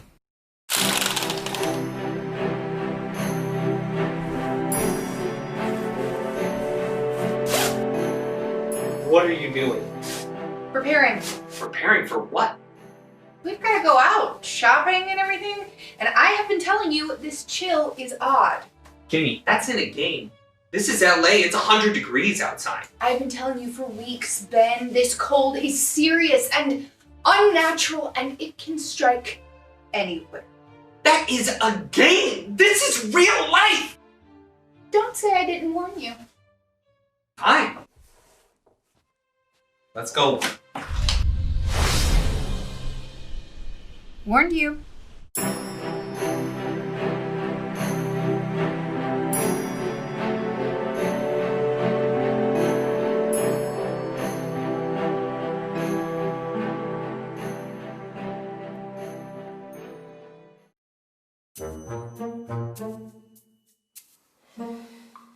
Hey, Eric? You okay? Sure. Aren't you excited to roll dice tonight on dragons and things? I guess. Come on, what's wrong? It's just... I can't stop rolling twos. It's my curse. Every time I get a new set of dice, after a few rolls, they're ruined. How am I supposed to smash my enemies and destroy all that stand against me if I keep getting curses all over my dice? Why don't you just get some more dice? What? Get in my car? Go out into public? Interact with a stranger in an economic transaction? That would never work. Just wish there was some service out there where I could create an account, pay some money, and a company would send me lots and lots of dice every month and I wouldn't have to do anything at all. Have you heard of Tabletop Loot? Yeah, they deliver amazing dice and gaming accessories. But what if I got a new set of dice and my curse just ruined them? No, it's perfect. You just need to sign up for their monthly loot box. Monthly loot box? Yeah, you get at least 3 sets of dice every month, plus a few surprises. Once you create your account, you're set. It's only $20 a month. That sounds like it might just work. I can get 3 sets of dice, I roll one until it gets infected by my bad luck, and then I switch to a new set. But what if I break my curse and I don't need dice as often? Easy, just change your subscription from quarterly to biannually. Awesome. I'm gonna head over to Tabletop Loot right after this and sign up.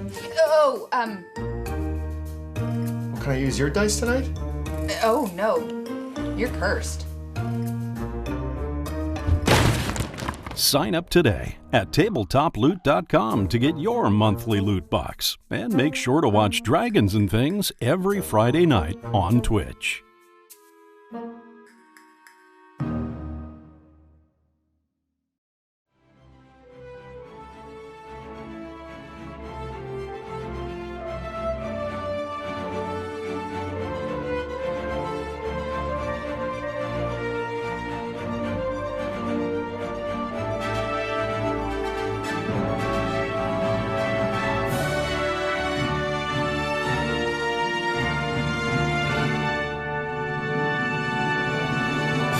My friends. Hello, everyone, and welcome back to more Things in Space. We're having a good time tonight talking about jetpacks and dinosaurs in outer space. So let's have a little bit more of a good time and read some comments, shall we? Hooray! Woo! Okay.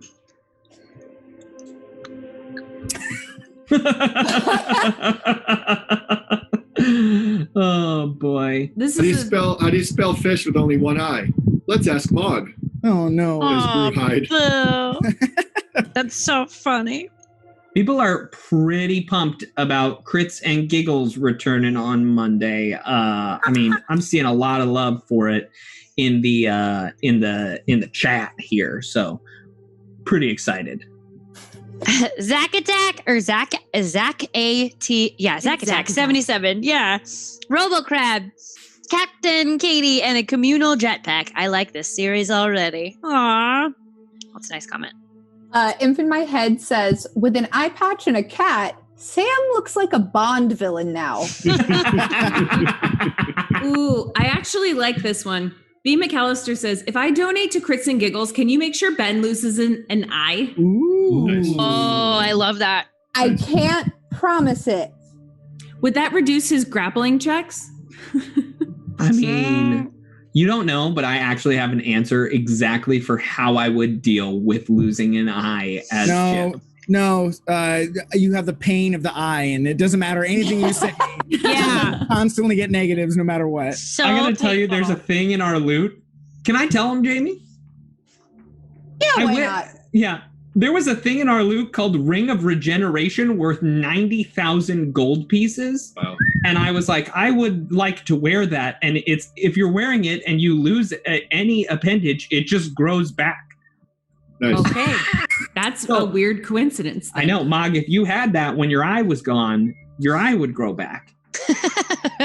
But only when I lose it. Yeah. Right. Yeah, exactly. All right, so Before we start though, Jukebox Raccoon has a serious question to K.R.A.G. During the Tabletop Loot commercial, did you screw up and hit the jail on accident? I'm thinking about the havoc that I wouldn't be here right now if I did. I'd be fired on the spot. They would just kick me out if I'm going around breaking stuff on set. The jail was safe. You're only allowed to break your own feet. I'm allowed to break my own body. That's it. Mm-hmm. Yeah, because no feet on camera. No feet on camera. All right, so That's you're here. This gate is burst in. You hear this yell. You hear nothing for a little while, and now all of a sudden you hear this commotion of other officers or soldiers running down the mountain. What are you going to do? Run. I feel compelled to help since I was assigned as the game warden. Okay. You're going to go over there and help? Do I go over there, Ben? Do I go over there to... It's up to you. I can tell you that for the majority, the crew of the Scourge, your end goal is not over towards this cage, right? Mm-hmm. Like, the only person who might be feeling something is K.R.A.G, who, because K.R.A.G was the game warden, might feel an emotional connection to it. The rest of you just hear that there are these soldiers running down the hill towards that open gate. You have no idea what's going to happen.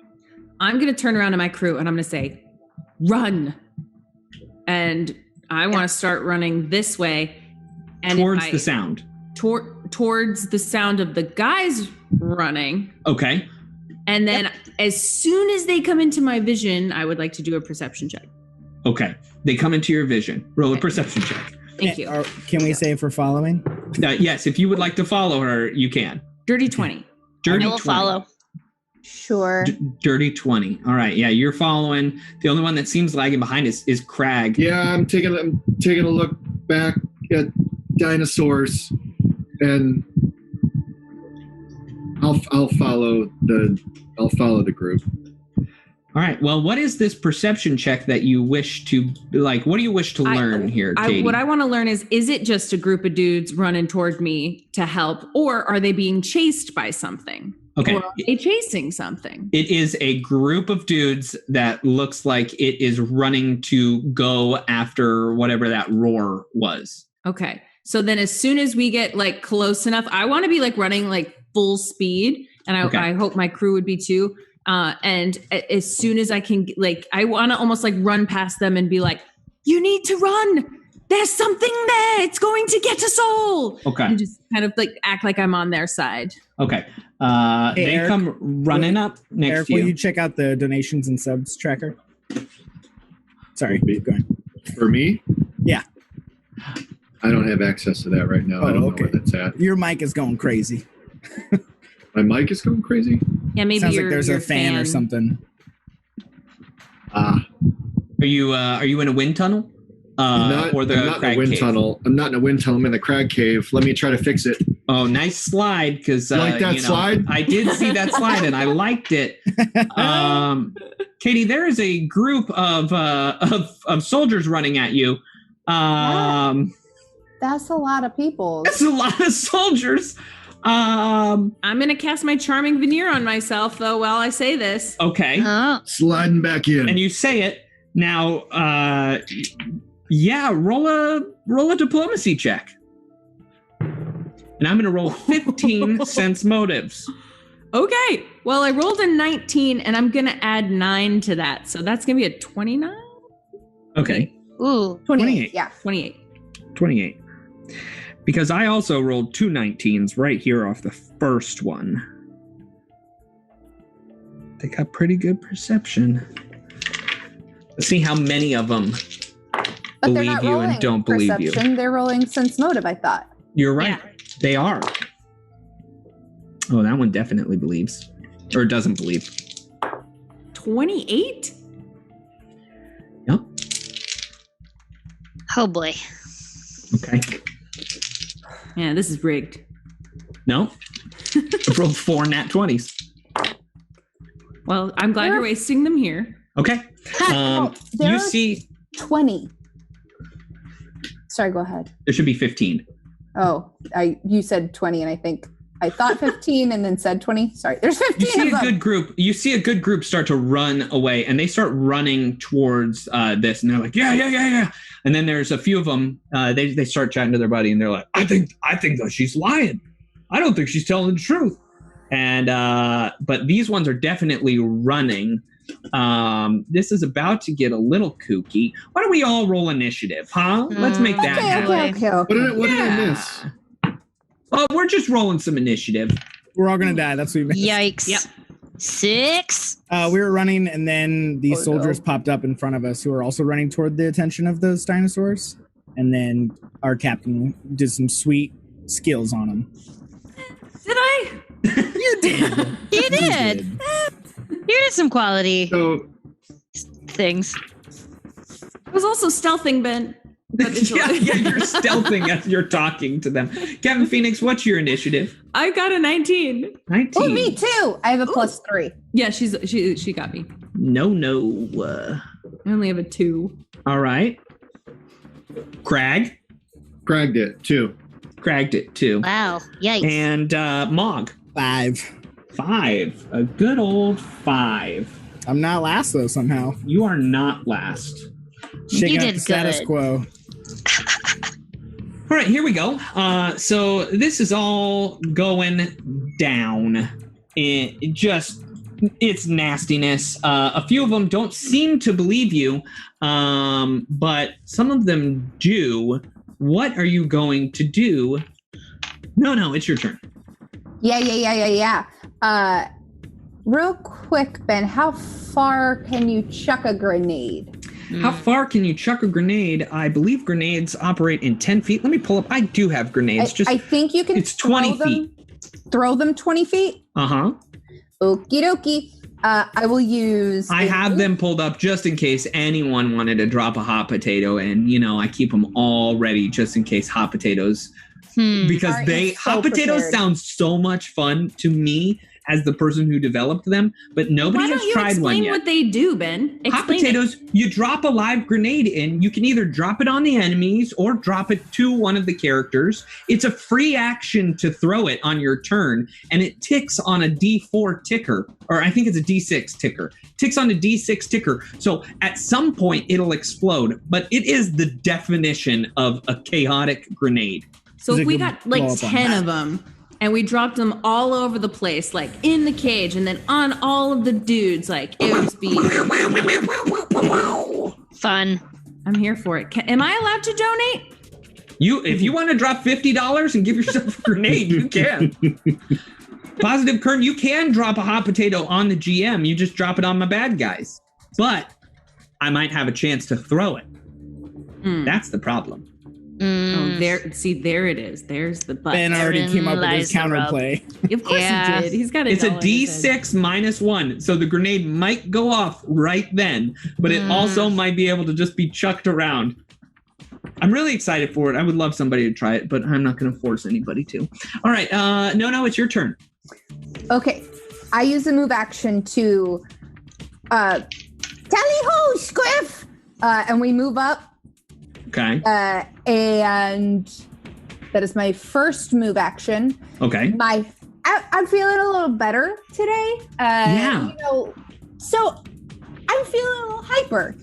I will use my second move action because I have the hyper ability to draw my grenade and chuck it right at this fella.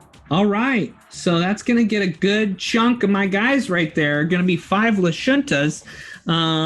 So I'm going to need... What grenade is this? Frag? It's a frag grenade.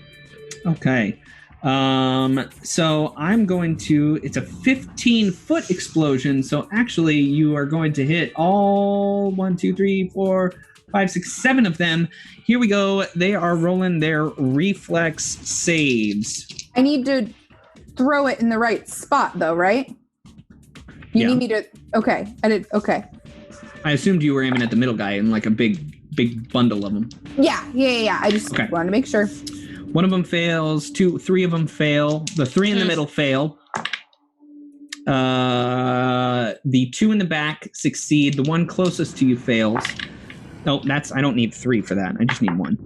And the one, so the first 5 guys right here all fail. Boom, boom, boom. All 5 of those guys in the front, they all fail, but the 2 in the back, they seem to be fine. So roll your 1d6. Okie dokie. That is 5. 5 points of damage for the people in front. All right. Cool. Good job. So I used 2 move actions and a standard, correct? Yes, you did. And Scriff still has a standard. So let's take a couple shots, or a shot. Okay, you take a shot. Scriff's going to aim at this soldier that is closest to us, about 10 feet away, with the hunting rifle. Sounds good. Sorry, lost my die for a second. Oh, natural 20. Ooh. Natural 20! Nice. All right. Let's pull out this critical hit deck. Yay. All right, so this is just a regular shot, right? Or is this an energy blast or a kinetic? No, it's just a normal hunting rifle. All right, so this is called Spalling. Crit effect, bleed, 1d6 per 5 levels. The target's K.A.C. is also reduced by 2 until healed. So roll your damage and double it. That is 12 points total damage. 12 points total damage. In this guy, you just have wrecked him. He gets hit in the back with this frag grenade, and then you just shoot him right in the front. He is stumbling around. They shouldn't have doubted my captain. Ha. Ooh. All right. But he's still there. But he is not looking good. Okay. All of these guys have now heard a shot fired behind them. Captain Phoenix, it's your turn. Oh, I watched Nono do all this badassery, and I literally am just gonna kind of like look around and be like, yeah. That's the first thing I do. I hope it doesn't count as yeah, that's 4 actions right there to be impressed. It was worth it. It was worth it to be impressed with Nono. Yeah, it's good use of your economy of movement. Yeah, but I'm so impressed that I'm going to actually follow suit. I'm going to run up. Oh, I have the wrong thing. Hold on. I'm going to run up next to Nono. Okay. And I'm going to cast Overheat on these guys. And I would like to aim for this guy. Okay. And it is a cone-shaped burst. Okay. So you knew. So cone shape means that it occurs right in front of you. So you can hit a cone. You can't aim it further away and then make a cone around it. So you can make a cone, but it'll look something like this. It's 15 feet. From there, over to here. So like that kind of. Oh, so if I got closer though, like if you stepped right in front, yeah. If you stepped right there, you'd hit that, or no, you'd hit 3 people. 2. You'd hit 3 people with that. You'd hit this man, this Lashunta, and this Lashunta. But not this guy. Is that 15 feet? No. Just based upon the way cones are made, you would not hit that guy. Even though it says 15 feet, you would not be able to. All right, cool. I'm still going to do it. Okay. But you do get a reflex save. Ooh, reflex save for my 3 mamma jammas here. I have a hard time reading this document. I'm going to anesthetic dart 2 of them. All right, so these little darts that are floating around just right into 2 of these Lashunta. All right, so one of them is going to be a 19.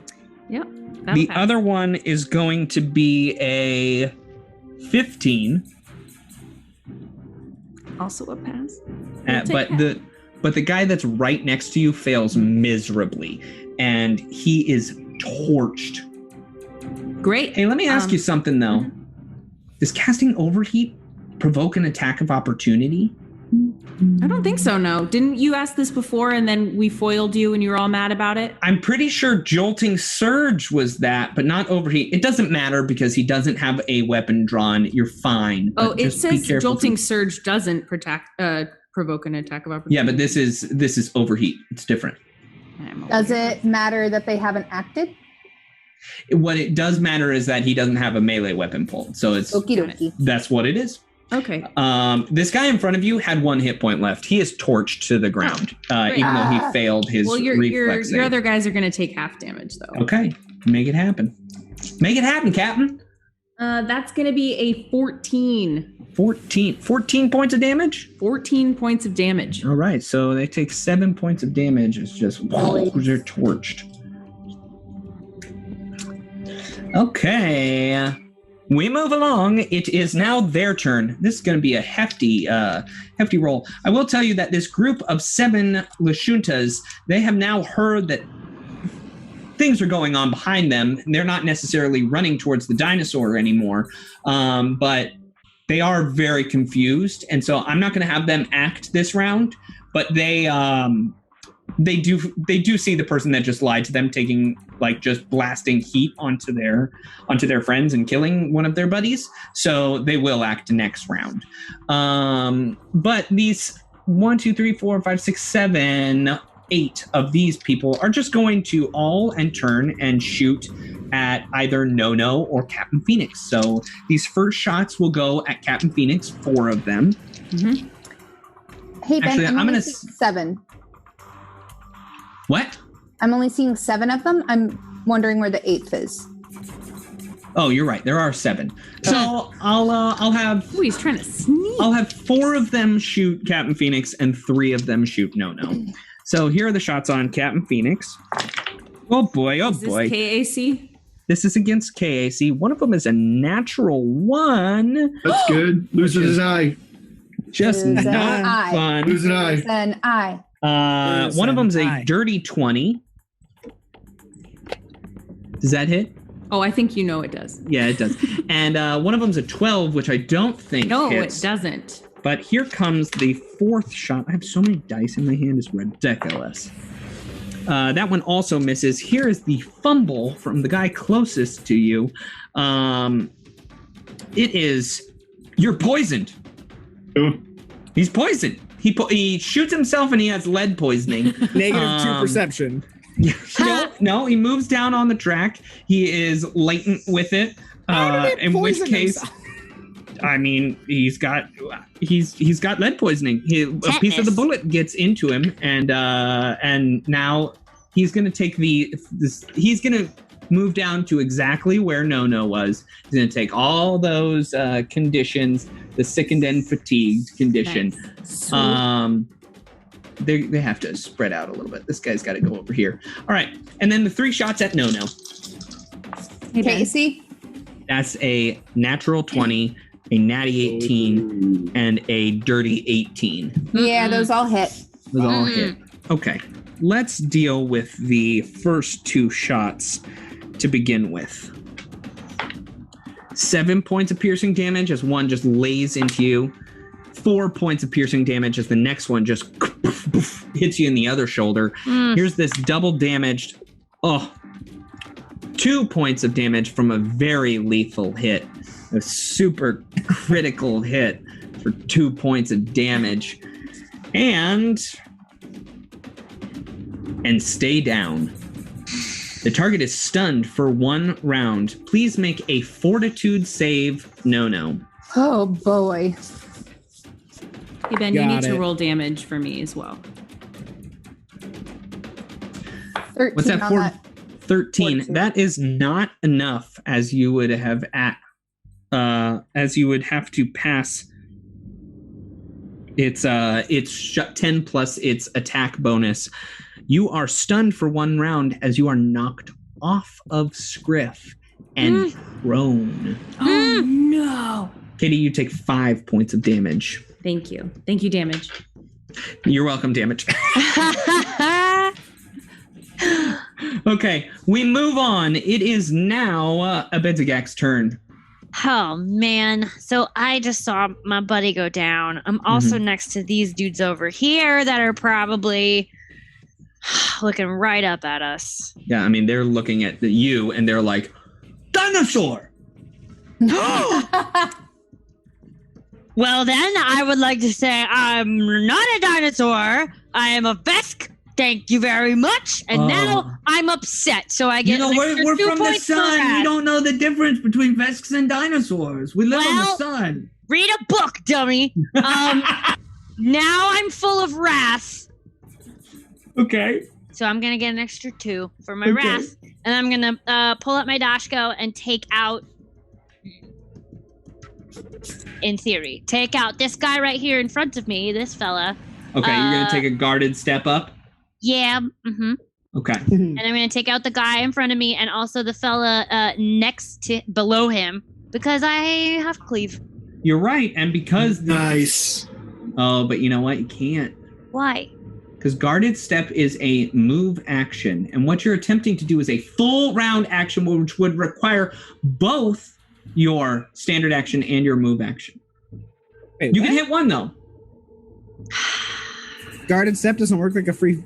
Guarded step is no longer free. It is a move action. Oh, no. What if I don't take a guarded step? Because my Dashko can hit 5 feet away. So what if I just stay where I was? No, that's not quite how that works. You are 5 feet away right now. Yeah, whatever. All right, fine. Well, I have all of my wrath. I'm going to Dashko this guy in front of me. By the way, Voss is in chat telling, just like really explaining lead poisoning. I mean, if anybody wants to jump in on that, that's all right. It's like a detailed explanation. Oh, Voss. I am not rolling well today. That's going to be a total of 6. Oh, no, not at all. You miss wildly. I'm upset. Yeah. I've been through a lot today. Absolutely. It's been kind of a whirlwind of emotions. What a bummer. We move on. It's Mog's turn. Mog, what are you going to do with this all? Are you going to talk us down? You're going to have a nice moment of contemplation or what? How dare you?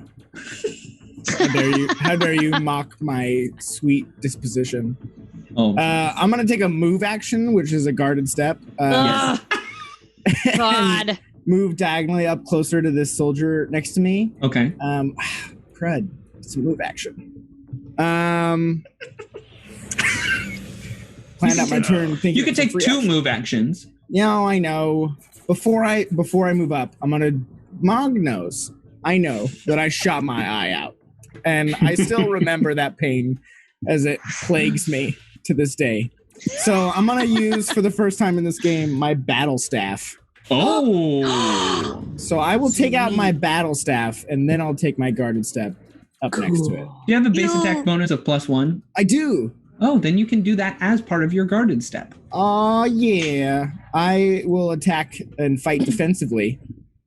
Okay. Which is, I believe, is a -4, correct? Yes. Nice. So I'm going to miss, but I'll get a bonus to my armor class. You know, you win some, you lose some, Mog. Don't roll one. Oh!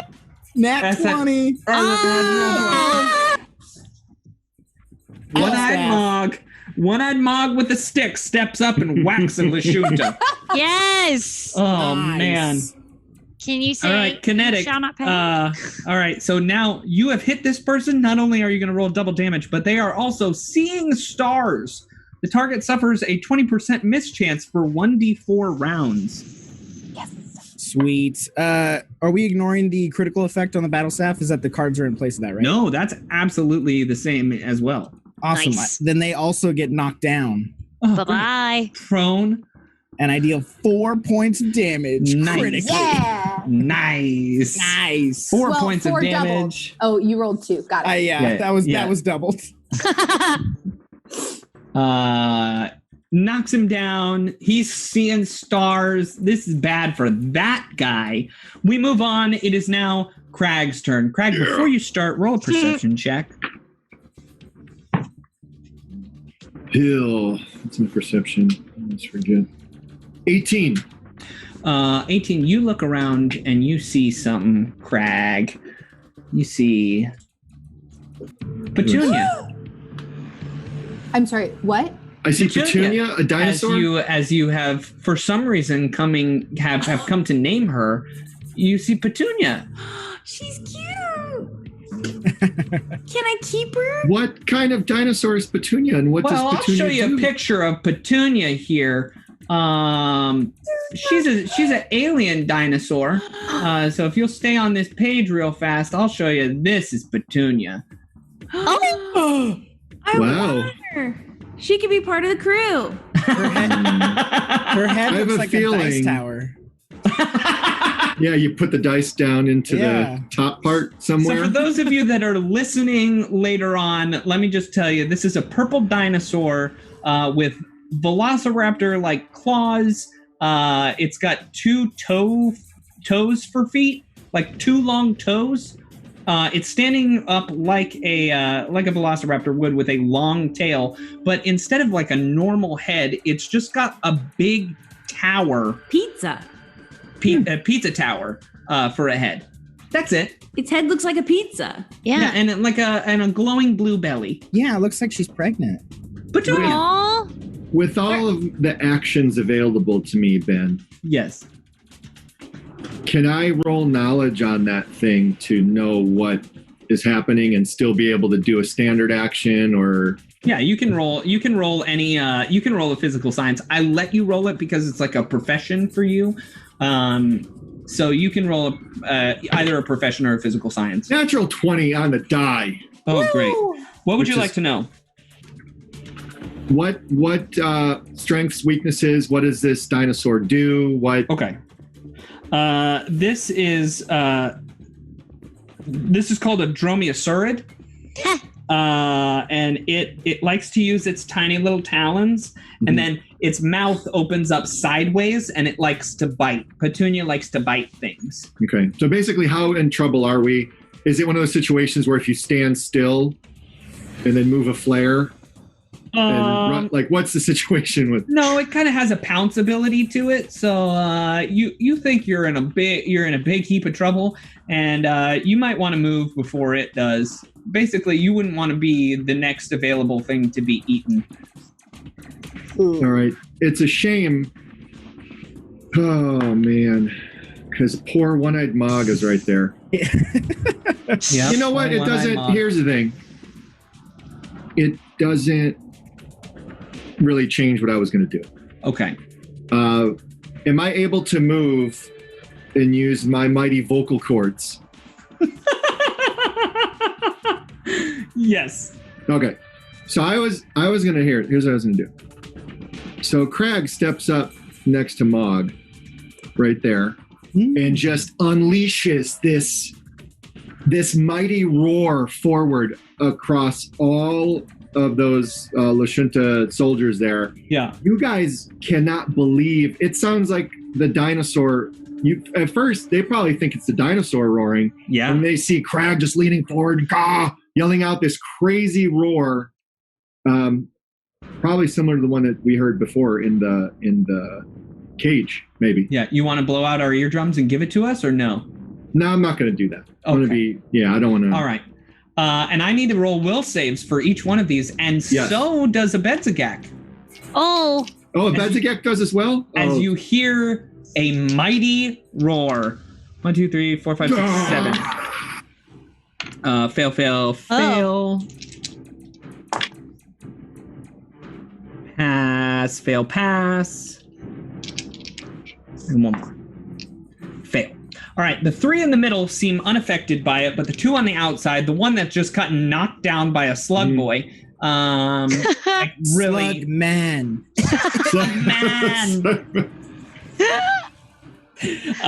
they are feeling scared. Tell me, what's the effect of those mighty vocal cords again? So all enemies within 30 feet of you become shaken for 1d4 plus 1 rounds. Wow. Yikes. Do I roll the d4 or do you roll the d4? Yeah, why don't you roll the d4?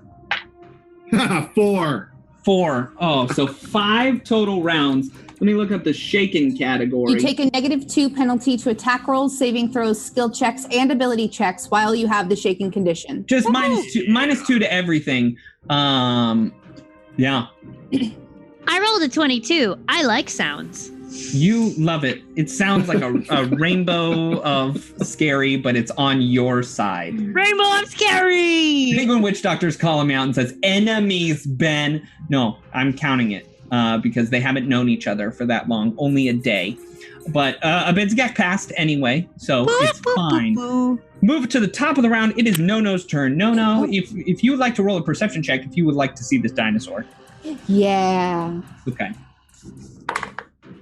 22. You see a dinosaur. But she's pretty and she's got some blue. But let me remind you that you are stunned. Yeah, I know. I was knocked off a scriff. If I would have been holding anything, I would have lost it, and I'm flat-footed for a round. It's fine. Okay. And prone. Yeah. I can't take actions. Yeah. We'll see so you I next just round. lay there? Captain Phoenix, it's your turn. The dinosaur's really pretty. I'm just staring at the dinosaur. I'm going to do a perception check to see if I see a dinosaur. Okay. 4. You don't see a dinosaur. I don't see a dinosaur. There's no dinosaur there. Great. No, this like ledge is kind of blocking you. It's one of those brick ledges that you can like go and rest your arms on and put your face up next to and just relax on it. And you kind of see like a little movement behind it, but you're like, that's not a dinosaur. Dinosaurs aren't real. How dare you? Well, this definitely helps my thought process, I guess. I'm going to pull out a grenade. Okay. And I'm going to use a shock grenade. Shock grenade. Got it. And I would like, it has a range of 20 feet, but it has a explosion of 15 feet. Yeah. Okay. I'm just trying to figure out where best I can put it. Where can I get them all? Here, right? So if you threw it right there, you would hit yourself. If you threw it right there on this guy, the one that's furthest to the west in that line of 3, then you would hit the entire group. Great. I'm gonna throw it, and I would like to. I can use my move action now, right? You drew out a grenade. So no. Which is your move action. Okay. You have an extra action? I do have an extra action, but I don't want to waste it on just moving. You know what I mean? But sometimes moving is really, really good and important. I'm going to make 6 reflex saves right now. Okay. Fail, pass, pass. Pass, pass, fail. All right, so 3 pass, 3 fail. Jeez. I'm going to say the 3 that are closest to the explosion are the ones that fail, and the 3 furthest away are the ones that are fine with it. So roll your damage. It's 1d8 Do you electricity. get a save though? Do you get a save? Because it's a reflex save for half. Okay, because I didn't do an attack roll. But it's okay. Roll it, but as long as you don't roll a 1, then you're fine. I didn't. Okay, because you're just aiming at a square. Got it. Okay.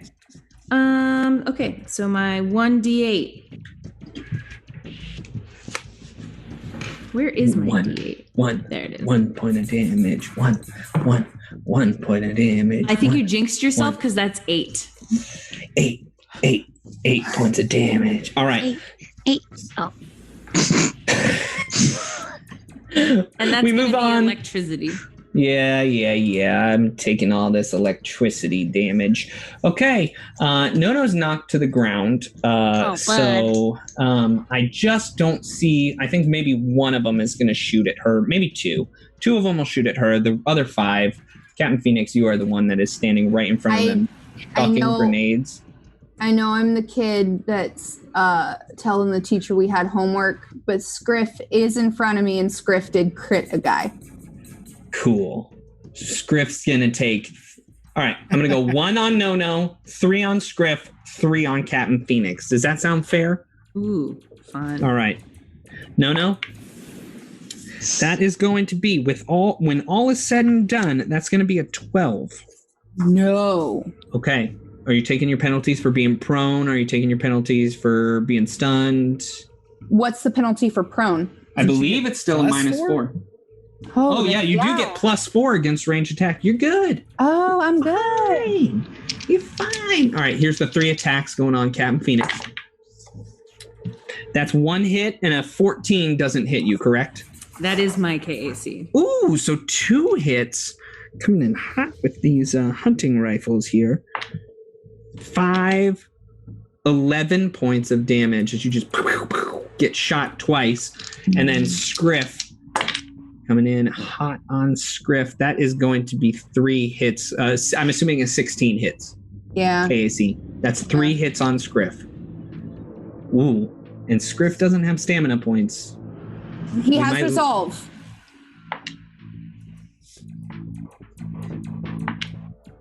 Okay. That's a total of 10 points of damage. Yikes. Can Scriff use some resolve to not die, or is he staggered right now? Is Scriff at 0? Yeah, he's at exactly 0. Scriff is at exactly 0. You can use a resolve point to go. You can use a resolve point to go back to 1, I believe, if you're staggered. What I don't would know. happen? I might be making that up. Let's figure it out on the way. Abenzagak, it's your turn. Oh no! Okay. I'm sorry. I'm sorry. There's so much going on. There's 7 other combatants over here. They're all gonna. We almost got away with it. Yeah, I know. You almost did. This guy's just Ben. Just let the dinosaur eat all of them. It's okay. This guy's gonna move Yeah. The dinosaur's coming out. Take a guarded step over here. Abenzagak, you do get a attack of opportunity on that guy that just walked away. I do? Yeah, so you can make an attack of opportunity. Cool. The guy that's above me? Yep. Sick. Because I have an idea. Okay, well, make an attack. All right. I'll just plasma bolt him real quick. Okay.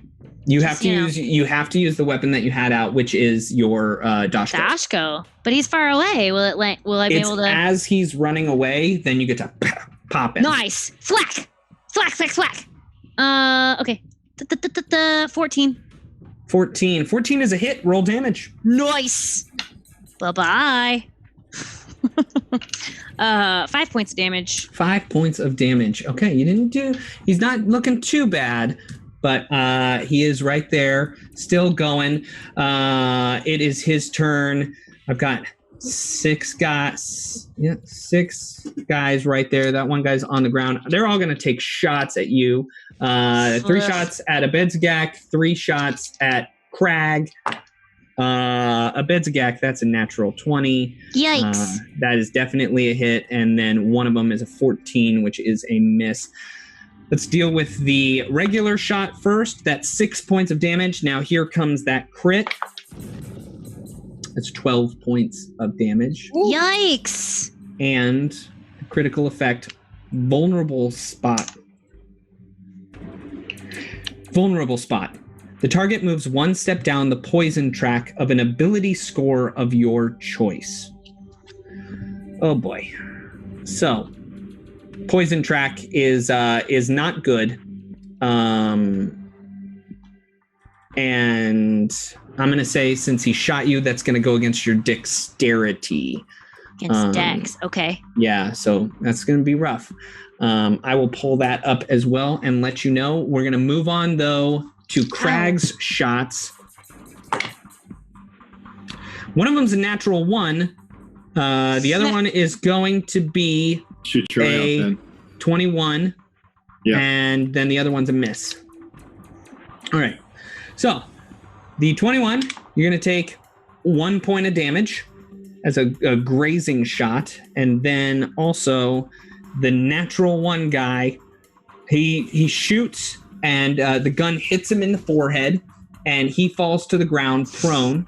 That would be this guy right here. What is the state of his eye? He's blind, but only for a certain amount of rounds.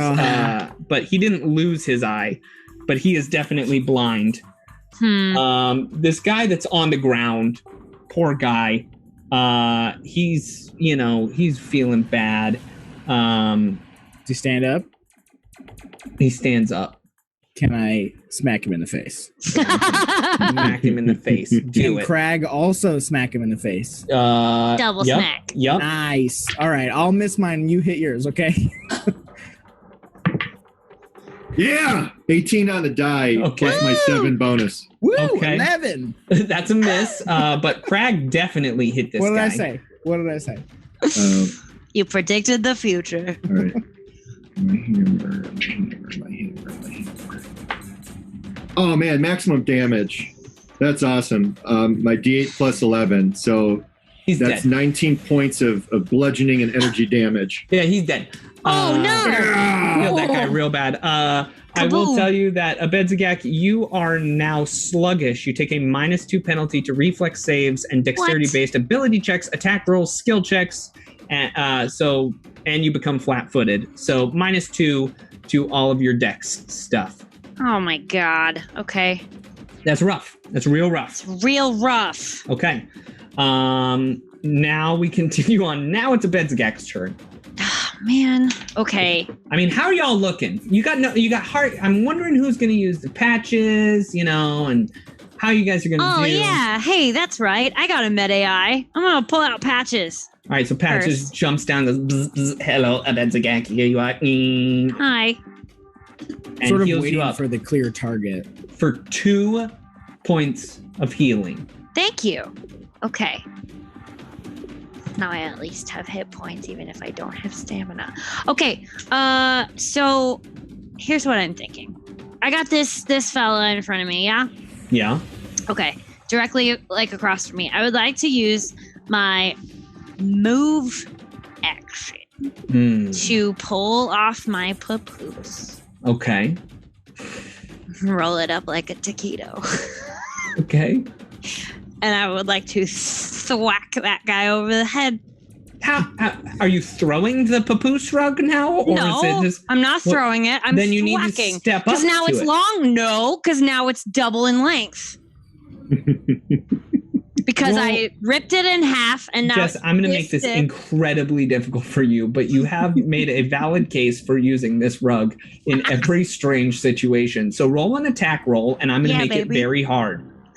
Okay. Or I'm going to give you my edge or my stim pack. You could also just move up because he's going to make it so hard. You could move up and hit the thing with the dashko. But Lord knows that I roll poorly with my actual weapons. I'm not saying you have to use the dashko. I'm just saying if you step up, it'll be easier to hit it. But Fine, hey, I'm stepping up. I'm stepping up. I just didn't know if you would let me roll up my rug at the same time. Gotcha. I shouldn't have said that out loud. I step up. And are we ready for my rug attack? So just to put this, you've dropped your dashko behind you, pulled off the papoose No, around I your didn't drop it. I put it then away. What are you doing? Hitting? Putting away is another action. Jesus. Oh, jeez. Rules. All right. You drop your dashko. Fine, I dropped it. It's on the ground. You drop your dashko, you pull out the papoose, you roll it up, you get ready to smack people with a rug, which is what we love to do on this show. That's right. What did it do? Rug it out. Oh, can I be angry? Yeah, you're very angry. Great. I'm going to be angry.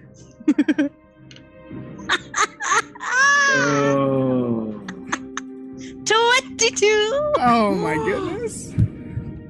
Works every time. Yeah, he hit. All right, 1d4 plus half your strength modifier because this papoose isn't as strong as it once was. All right. Half my strength modifier is that would be 1.5. If you No, wanna half. get it. Right. My strength modifier is 3. Okay, so 1.5. Sure, a half. Roll your damage. Okay. 1. Okay, so a total of 2.5 points of damage with this rug. Half of 3 is 1.5. So I'm literally putting -2.5 in there. All right, so enjoyed There are that. rules, Jess. Ben. There are rules. The 0.5.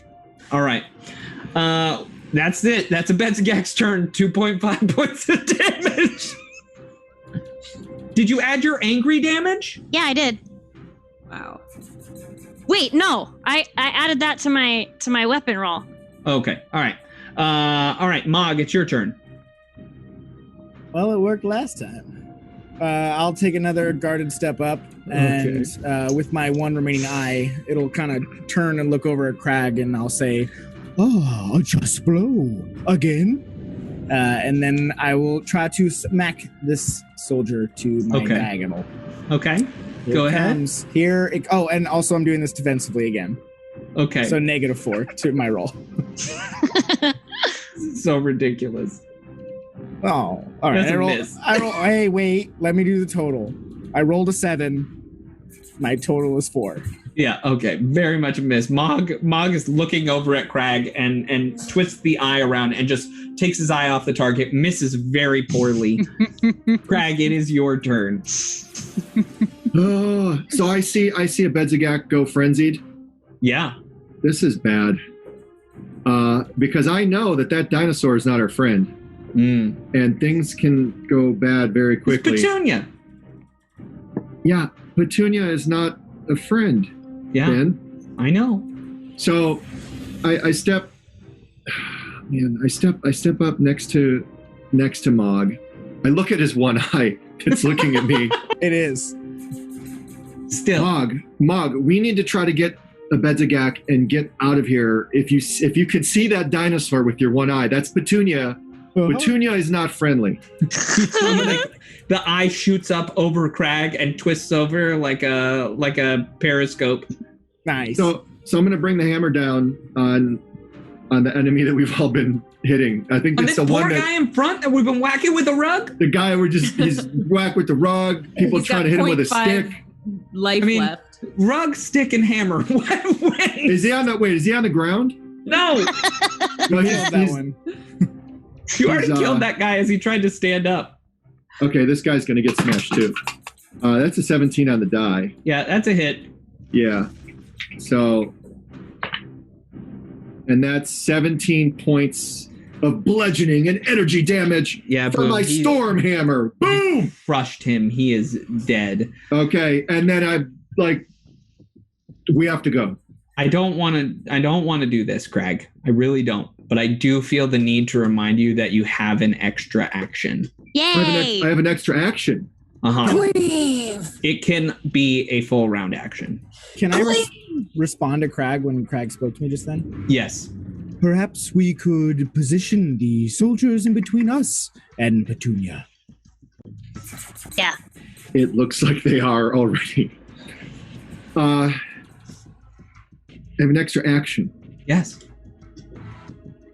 I'm gonna. Can I attack? Can I attack the soldier? I want 2 meat shields in between me and the dinosaur. I'm gonna attack the soldier adjacent. Yeah, up here. This one. Right yeah, that one right there. Just doing 1 attack to the guy to the most north. So that's my cleave then.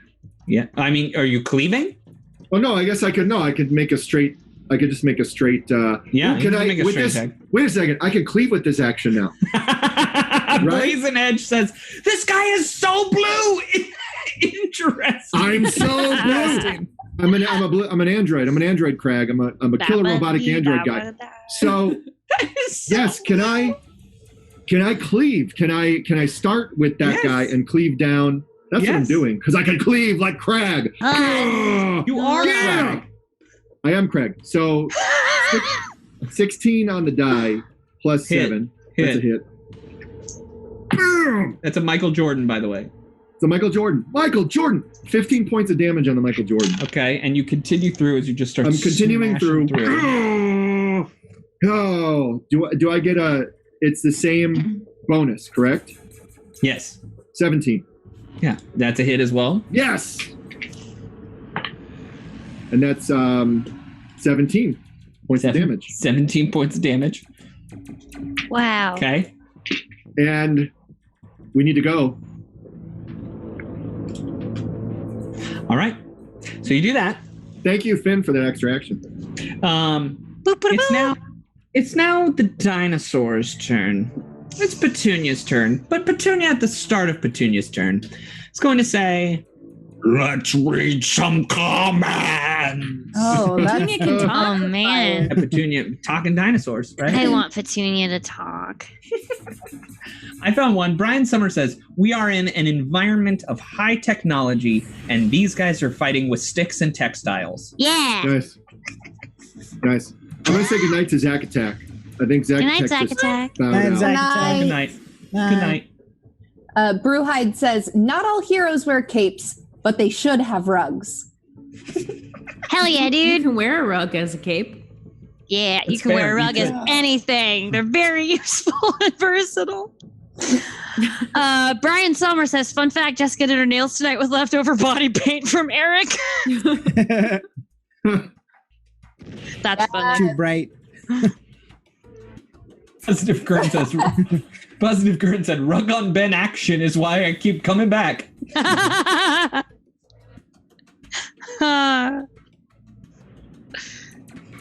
Oh boy. And Dragolic says, "Can I be angry? LOL. I wanted to know if I could wrath again. And the answer was yes. We have new follows from This Is Finn and Illegion33. Thank you for following. Nice. All right, dinosaur turn? Should we go to dinosaur turn? Yeah. Dinosaur And she's jumps gonna up, go eat the guys closest to her, which are all your bad guys. jumps up and like runs along those chairs that are up there, Oh, and then God. just is gonna just charge in and bite the body off of this person. So yeah, it's gonna be a lot of fun. Oh, it can pounce too. It actually pounces on top of this guy. That's a 15 on the die. Yeah, it pounces on top of him. Boom, on top. And it just starts to gnaw into his body. He takes 8 points of damage as this vertical mouth just opens up and like clomps down onto the main part of his body. That's Dinosaur's turn. She has a name. That's Petunia's turn.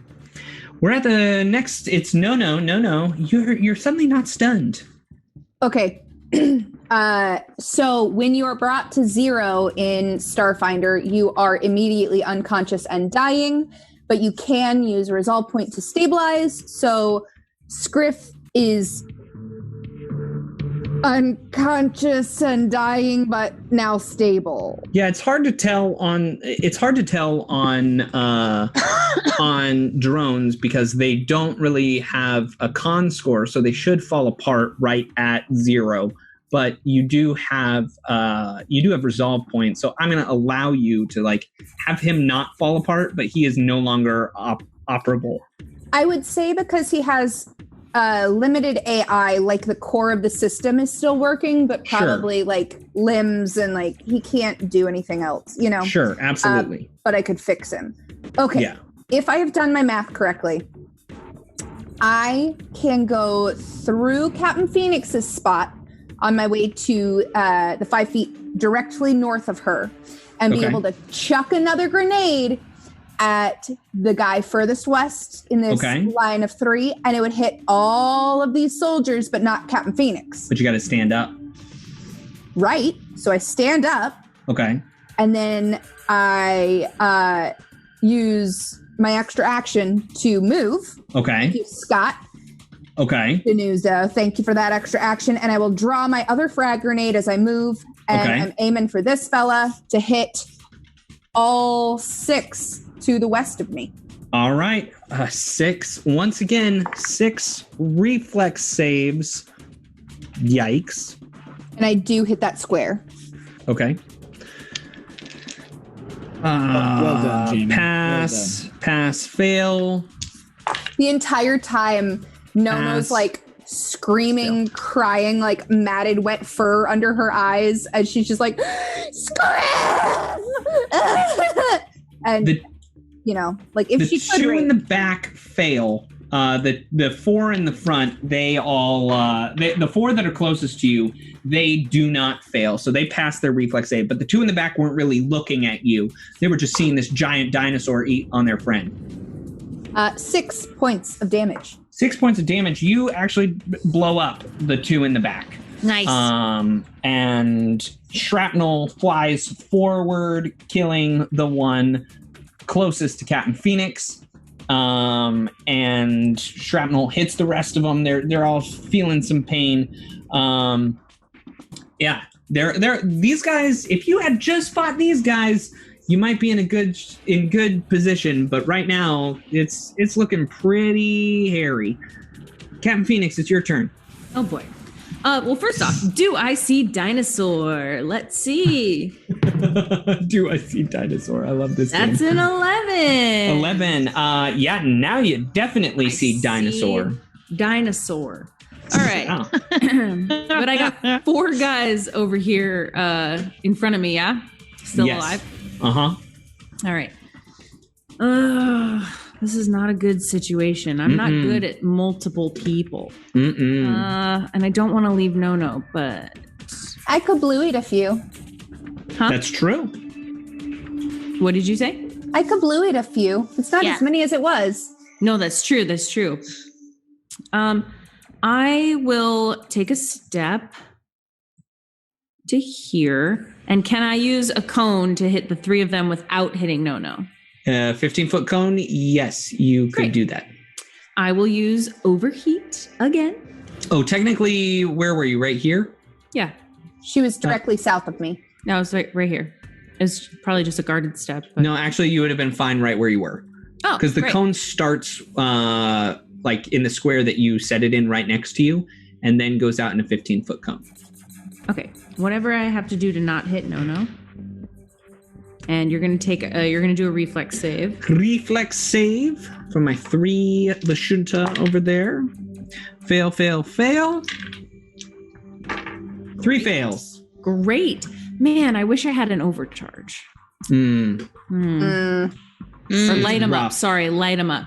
Those are fun. Also, though, while I'm remembering that I have bonuses I need to be using, I'm going to use my Med AIs. Yeah. So Patches comes Good over. idea. Here you are, Captain Phoenix. Sorry that it took me so long to remember to come over here.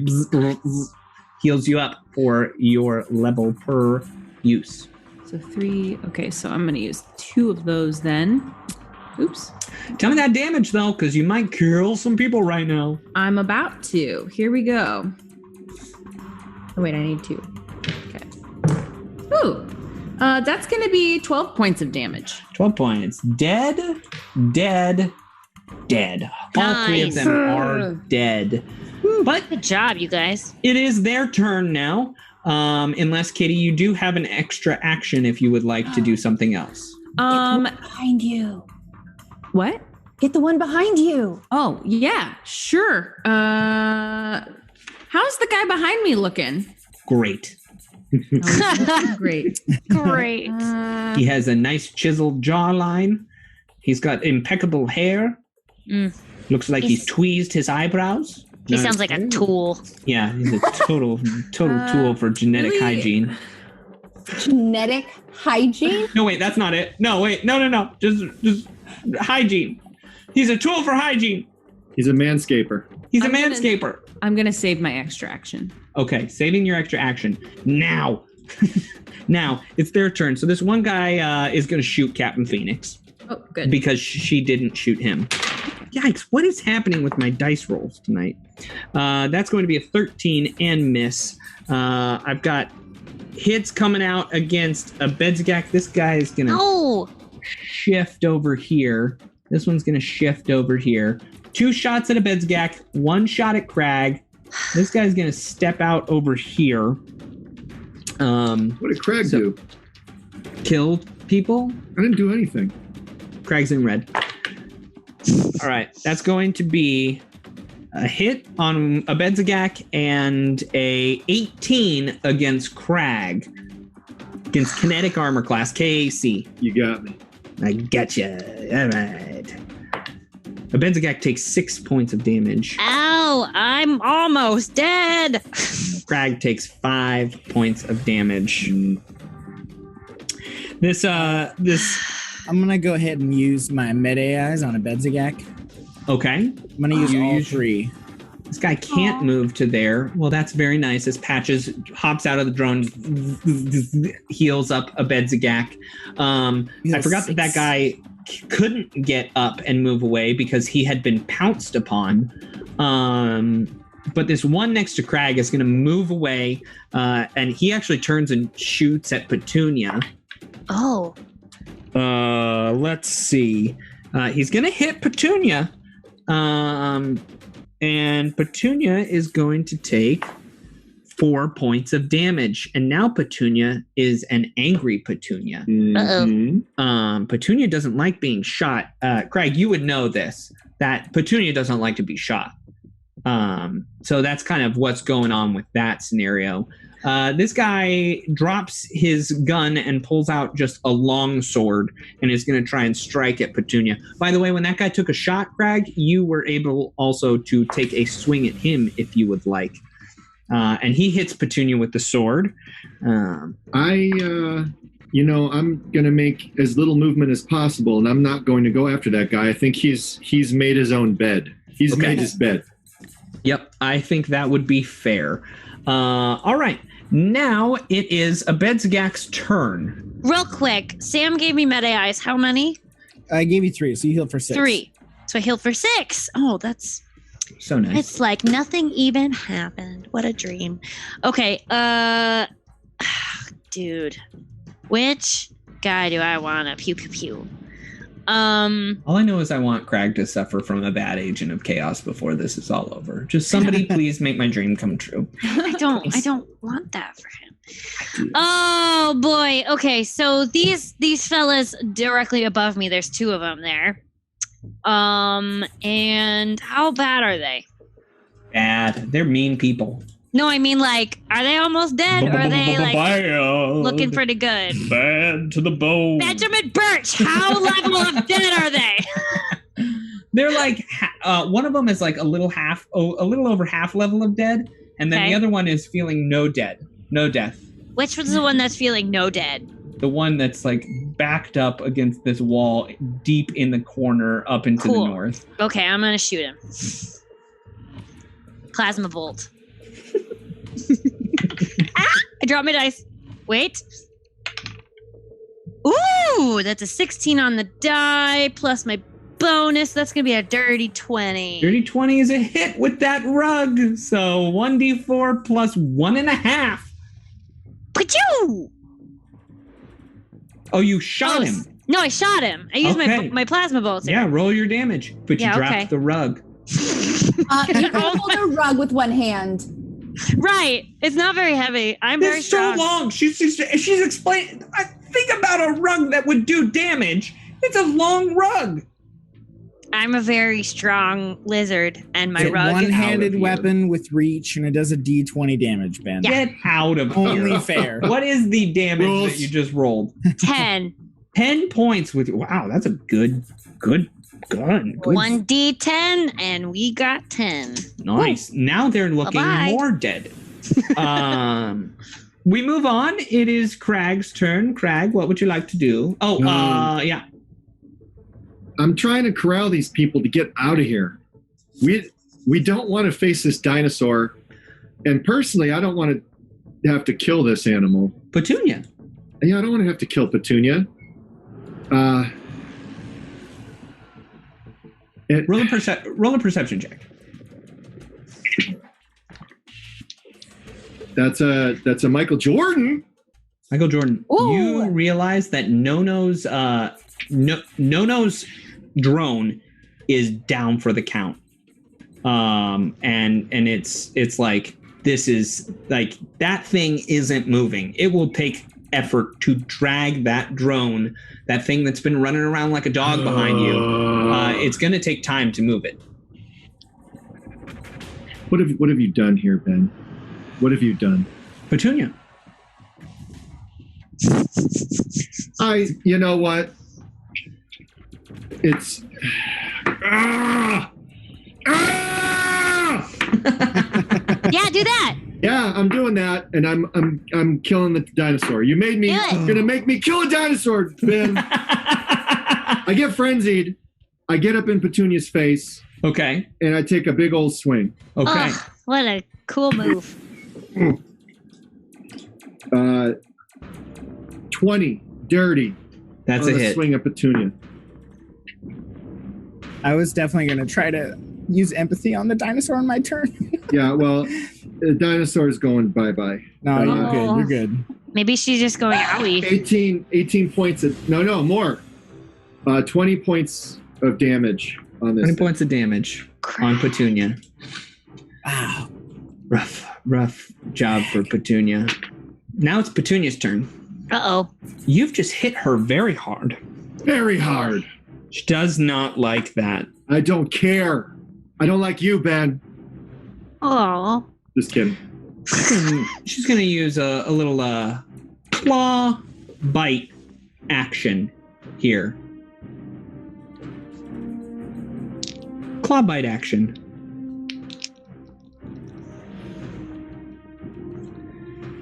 First one's a 19 with the claw. Okay. And the bite's a 25. So, of course you hit both. You know this. You know this, man. Yeah. You're going to take a total 17 points of damage. Ooh. Oh. Wow. You like your choice there? You like your choice going up big man against the big dinosaur? No, I don't. I don't. I didn't want to do it. You broke a drone. You did all these bad things. You left me no choice, Ben. You left me no choice. I didn't do any such thing. You did all the things. You are the one. You're the one. You're the one driving this bus. You did it. No, your actions drive the bus. Nope. All right, we move on. It is No-No's turn.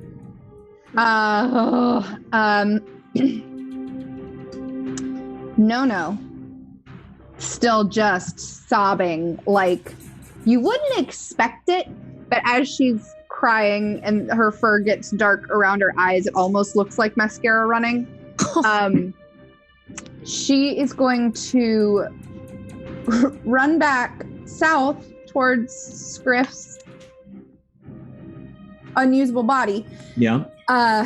And draw her pistol, aim at this last guy up on the north side. Okay. Take a shot, and while All right. she does, scream down to the group to the southeast. Let Petunia have him! Let's go! Yes. Shot at this guy is Anesthetic dart. You 1. 16. Yeah, that's a hit. I said it, and Doki. that's a bad 3. use of an anesthetic dart. 3 points of damage to this fella. Okay. Or lady, or whatever this Lashunta is. Yeah. Okay. We move on. It is Captain Phoenix's turn.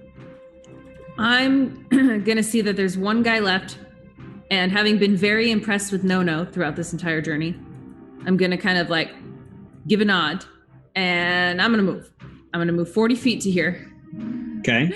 And Not what I thought was gonna happen. Yeah, that's away from where No told you to go. Yep. And I'm going to use run my the way. and I'm going to use my instantaneous action, which I'm going to cause the affected area to become difficult terrain. Okay. And I'm gonna, make it for. It has a radius of 20 foot. 20 foot radius. It's a big place. Right.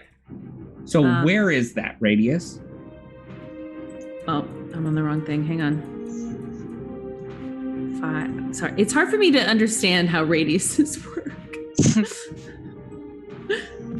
Like a big old circle that big. Wait, hang on. I'm working on it. You want to hit Petunia and not K.R.A.G. Yeah. Okay. There we go. Like All here. right, so you can hit Petunia and not K.R.A.G, and you just another world comes into view real fast, and you just see this like lava landscape being pulled forth.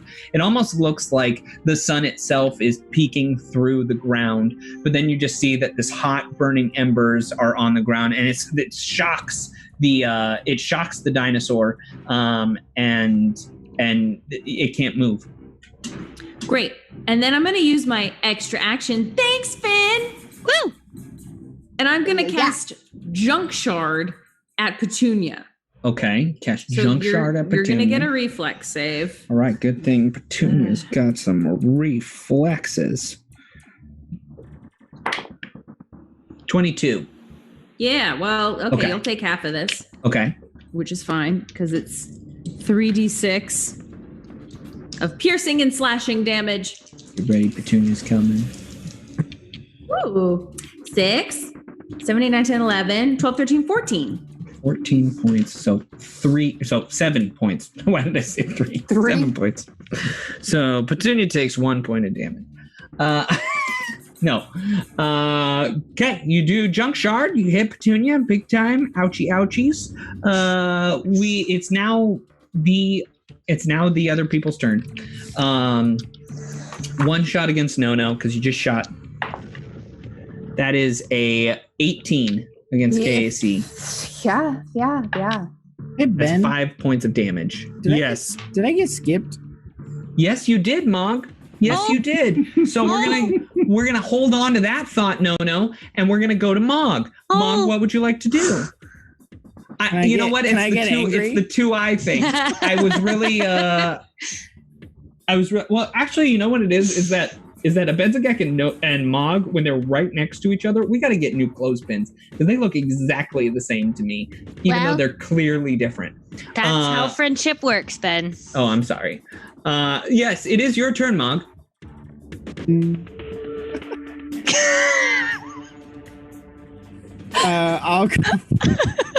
going to move to help. No. So I'll go 5, 15, 20, 25. Okay.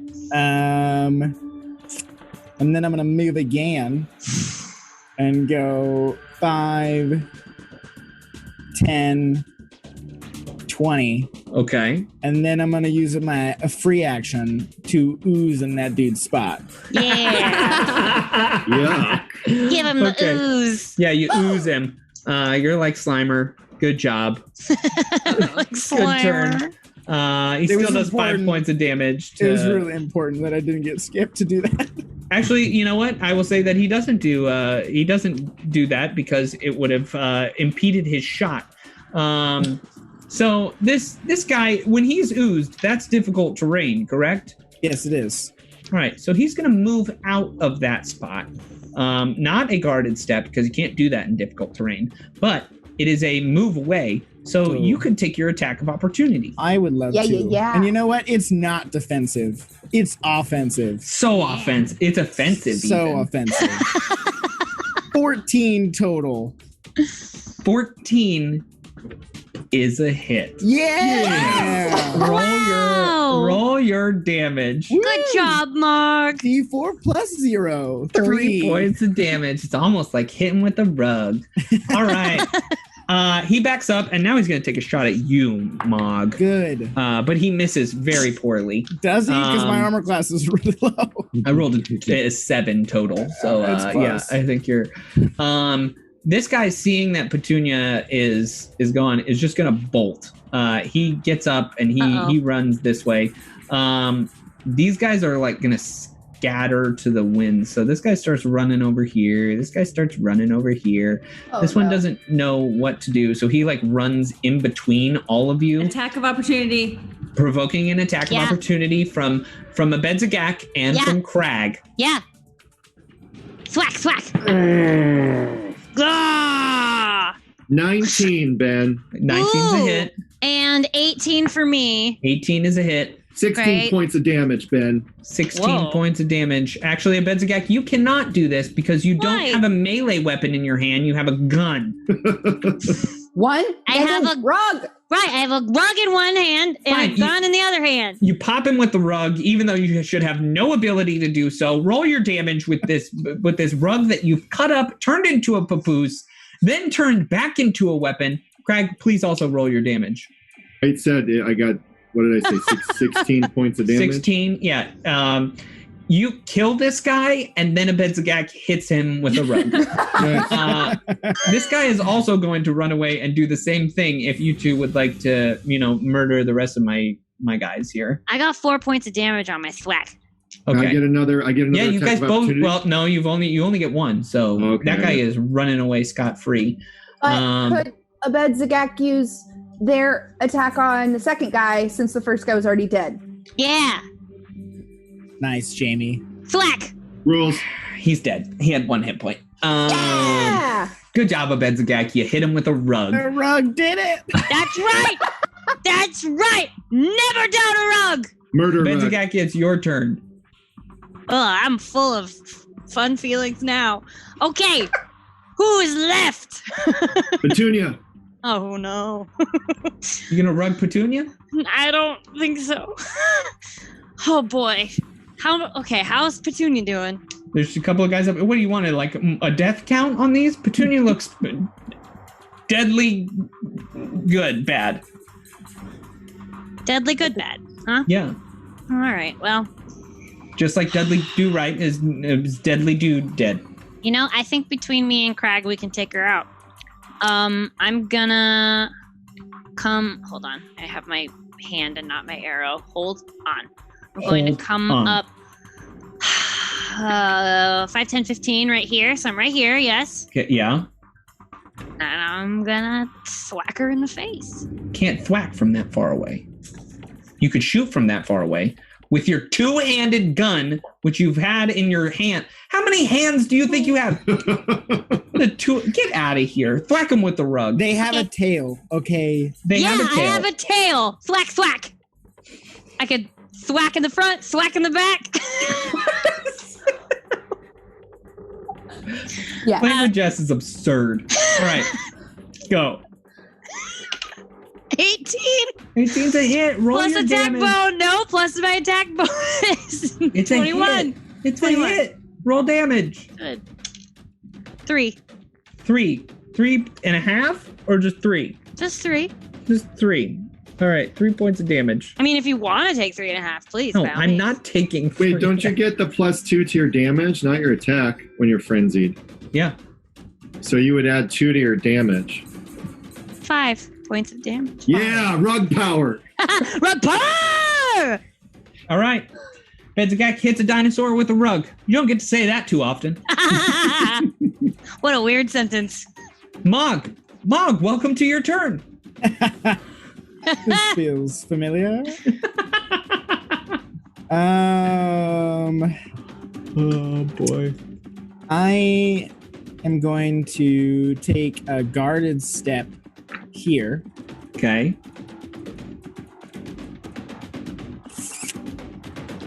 No. Yes, I am. And then I would like to provide. I would like to assist Nono with her armor class. Okay, so you're basically shielding. Yeah. Basically shielding Nono. Okay. Now it is K.R.A.G's turn. Yeah. What would you like to do? I'm gonna smash Petunia because I'm frenzied and I don't know what else to do. Hulk smash. So that's a Michael Jordan. Michael Jordan's a hit. Roll damage. Come on, die, Petunia, die. Maximum damage, Ben. 21 plus the 2. 21 points of bludgeoning and energy damage on poor old Petunia. And Petunia falls. Oh. You're a monster, Ben. You're a monster. No, it's your turn because Petunia's dead. I'm a monster. You killed a dinosaur. Good night, sweet prince. You made him. I didn't make him do a single thing. You left me no choice, Ben. I did not. You could have left. Baited him by saying that Scriff was immobile. It is immobile. You baited him. Hook, line, and sinker. No, what are you going to do? First off, Lighter Ricci says, Ben, you monster. Suck it, Ben. Sam, does Mog have legs? Yes. But you have long robes. Both are true. Okay. I was gonna use you as a shield, but I can't. Okay. Hey, you climb under those robes. I'm sure it's safe. I'm not going to lift your robes unless you give me consent. You'll have to ask, and we'll see what I say. So I'll just lean around you. Mug, could you maybe ooze on Scriff? That way I can drag him easier. And I'll take a shot at this soldier to the north. All right. That is going to be a 16. 16 is a hit. Roll damage. 2. Goodbye, soldier. We did it! Yeah. All right, we continue along. It is Captain Phoenix's turn. Captain Phoenix, you see that people are running now. I'm gonna run up. I'm gonna run up over here. Okay. Do I notice No trying to move Scriff? No is sobbing and shooting guns. Okay. Well, I'm gonna then pull out my tactical pistol. Okay. And I'm gonna try, or my needler pistol, excuse me. Ooh. I'm going to shoot the guy in front of me, I guess. Okay, you try and shoot that guy. Roll an attack roll. I'm gonna shoot him. Maybe not. That's a 16. 16 is a hit. Roll damage. Okay, well, it's not much. Don't fear, Ben. It's 1. 1 point of damage. Just one needle hits him and the guy goes, ow. Can I do it again? Do you want to do it again? I want to do it again. All right, do you have an extra action? No. Then you can't do it again. All right, it's their turn. They full on sprint their way out of here. Those two run up towards where you're heading. And this one runs away. Wow. Cue the victory music then. That's it. Dun, dun, dun, dun, dun, dun. What do? You're now. You've Is this seen a final countdown? You're gonna run up to Mog and No and check on them. Yeah. What's wrong? No, it will be okay. We must fix Scriff as quickly as possible. My slime will only slow its movement down. Do you think it would be faster, No, to fix Scriff, or to use the killer robot android guy to lift it? I mean, are we safe here? I do not think so. Then we gotta use K.R.A.G. Killer robot android guy? I wanted to frenzy down and then give a Bedzigak a high five first. No, you have a frenzied high five.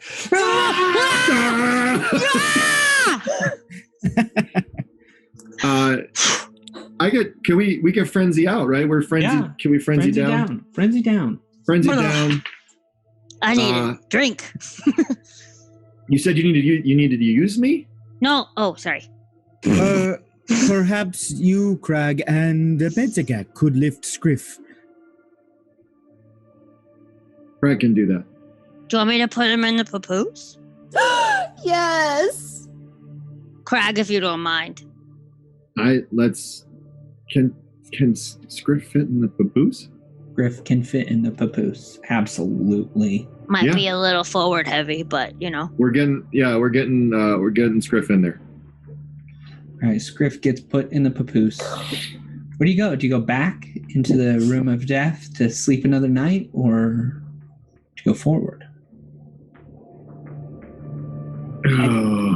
Before we make any decision, I would like to take No's pinky into my hand. Okay. Thank you.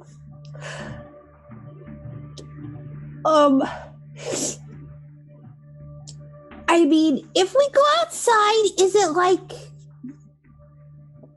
whoa, we're gonna have to fight right now, people, K.R.A.G?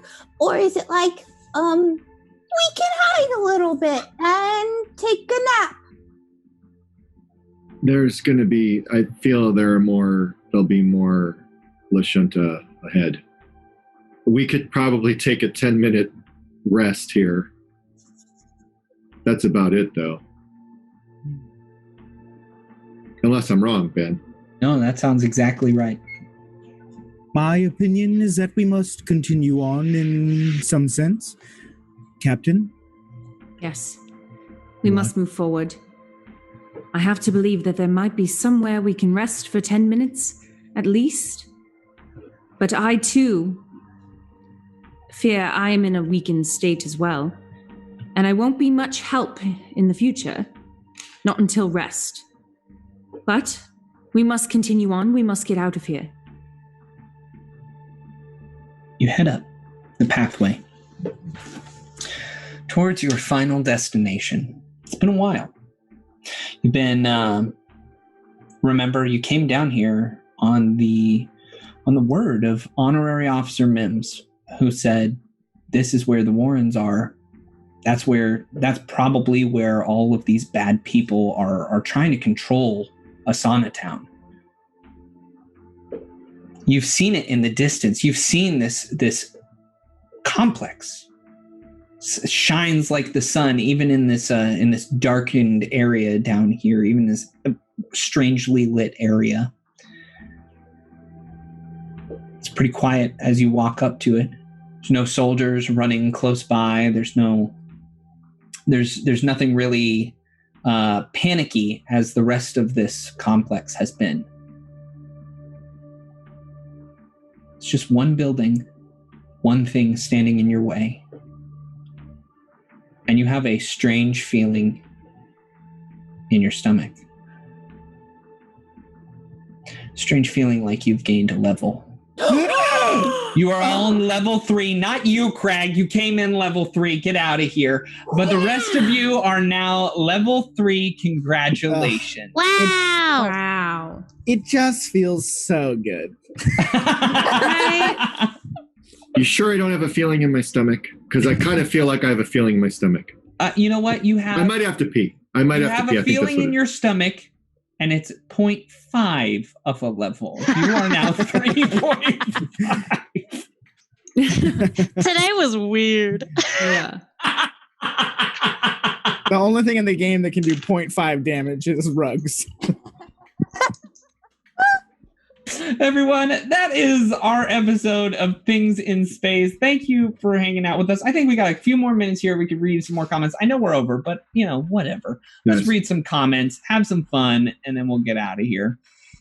Right away, Scott Denuzzo. Level 3 comes with an eye, right? No, it does not. Right, Ben? No, what? Give him a new eye. Dragalix7 says, dang, you smacked a dinosaur with a hammer and a rug and it died. Hey, yeah, dude. Cracking a bed's getting strong.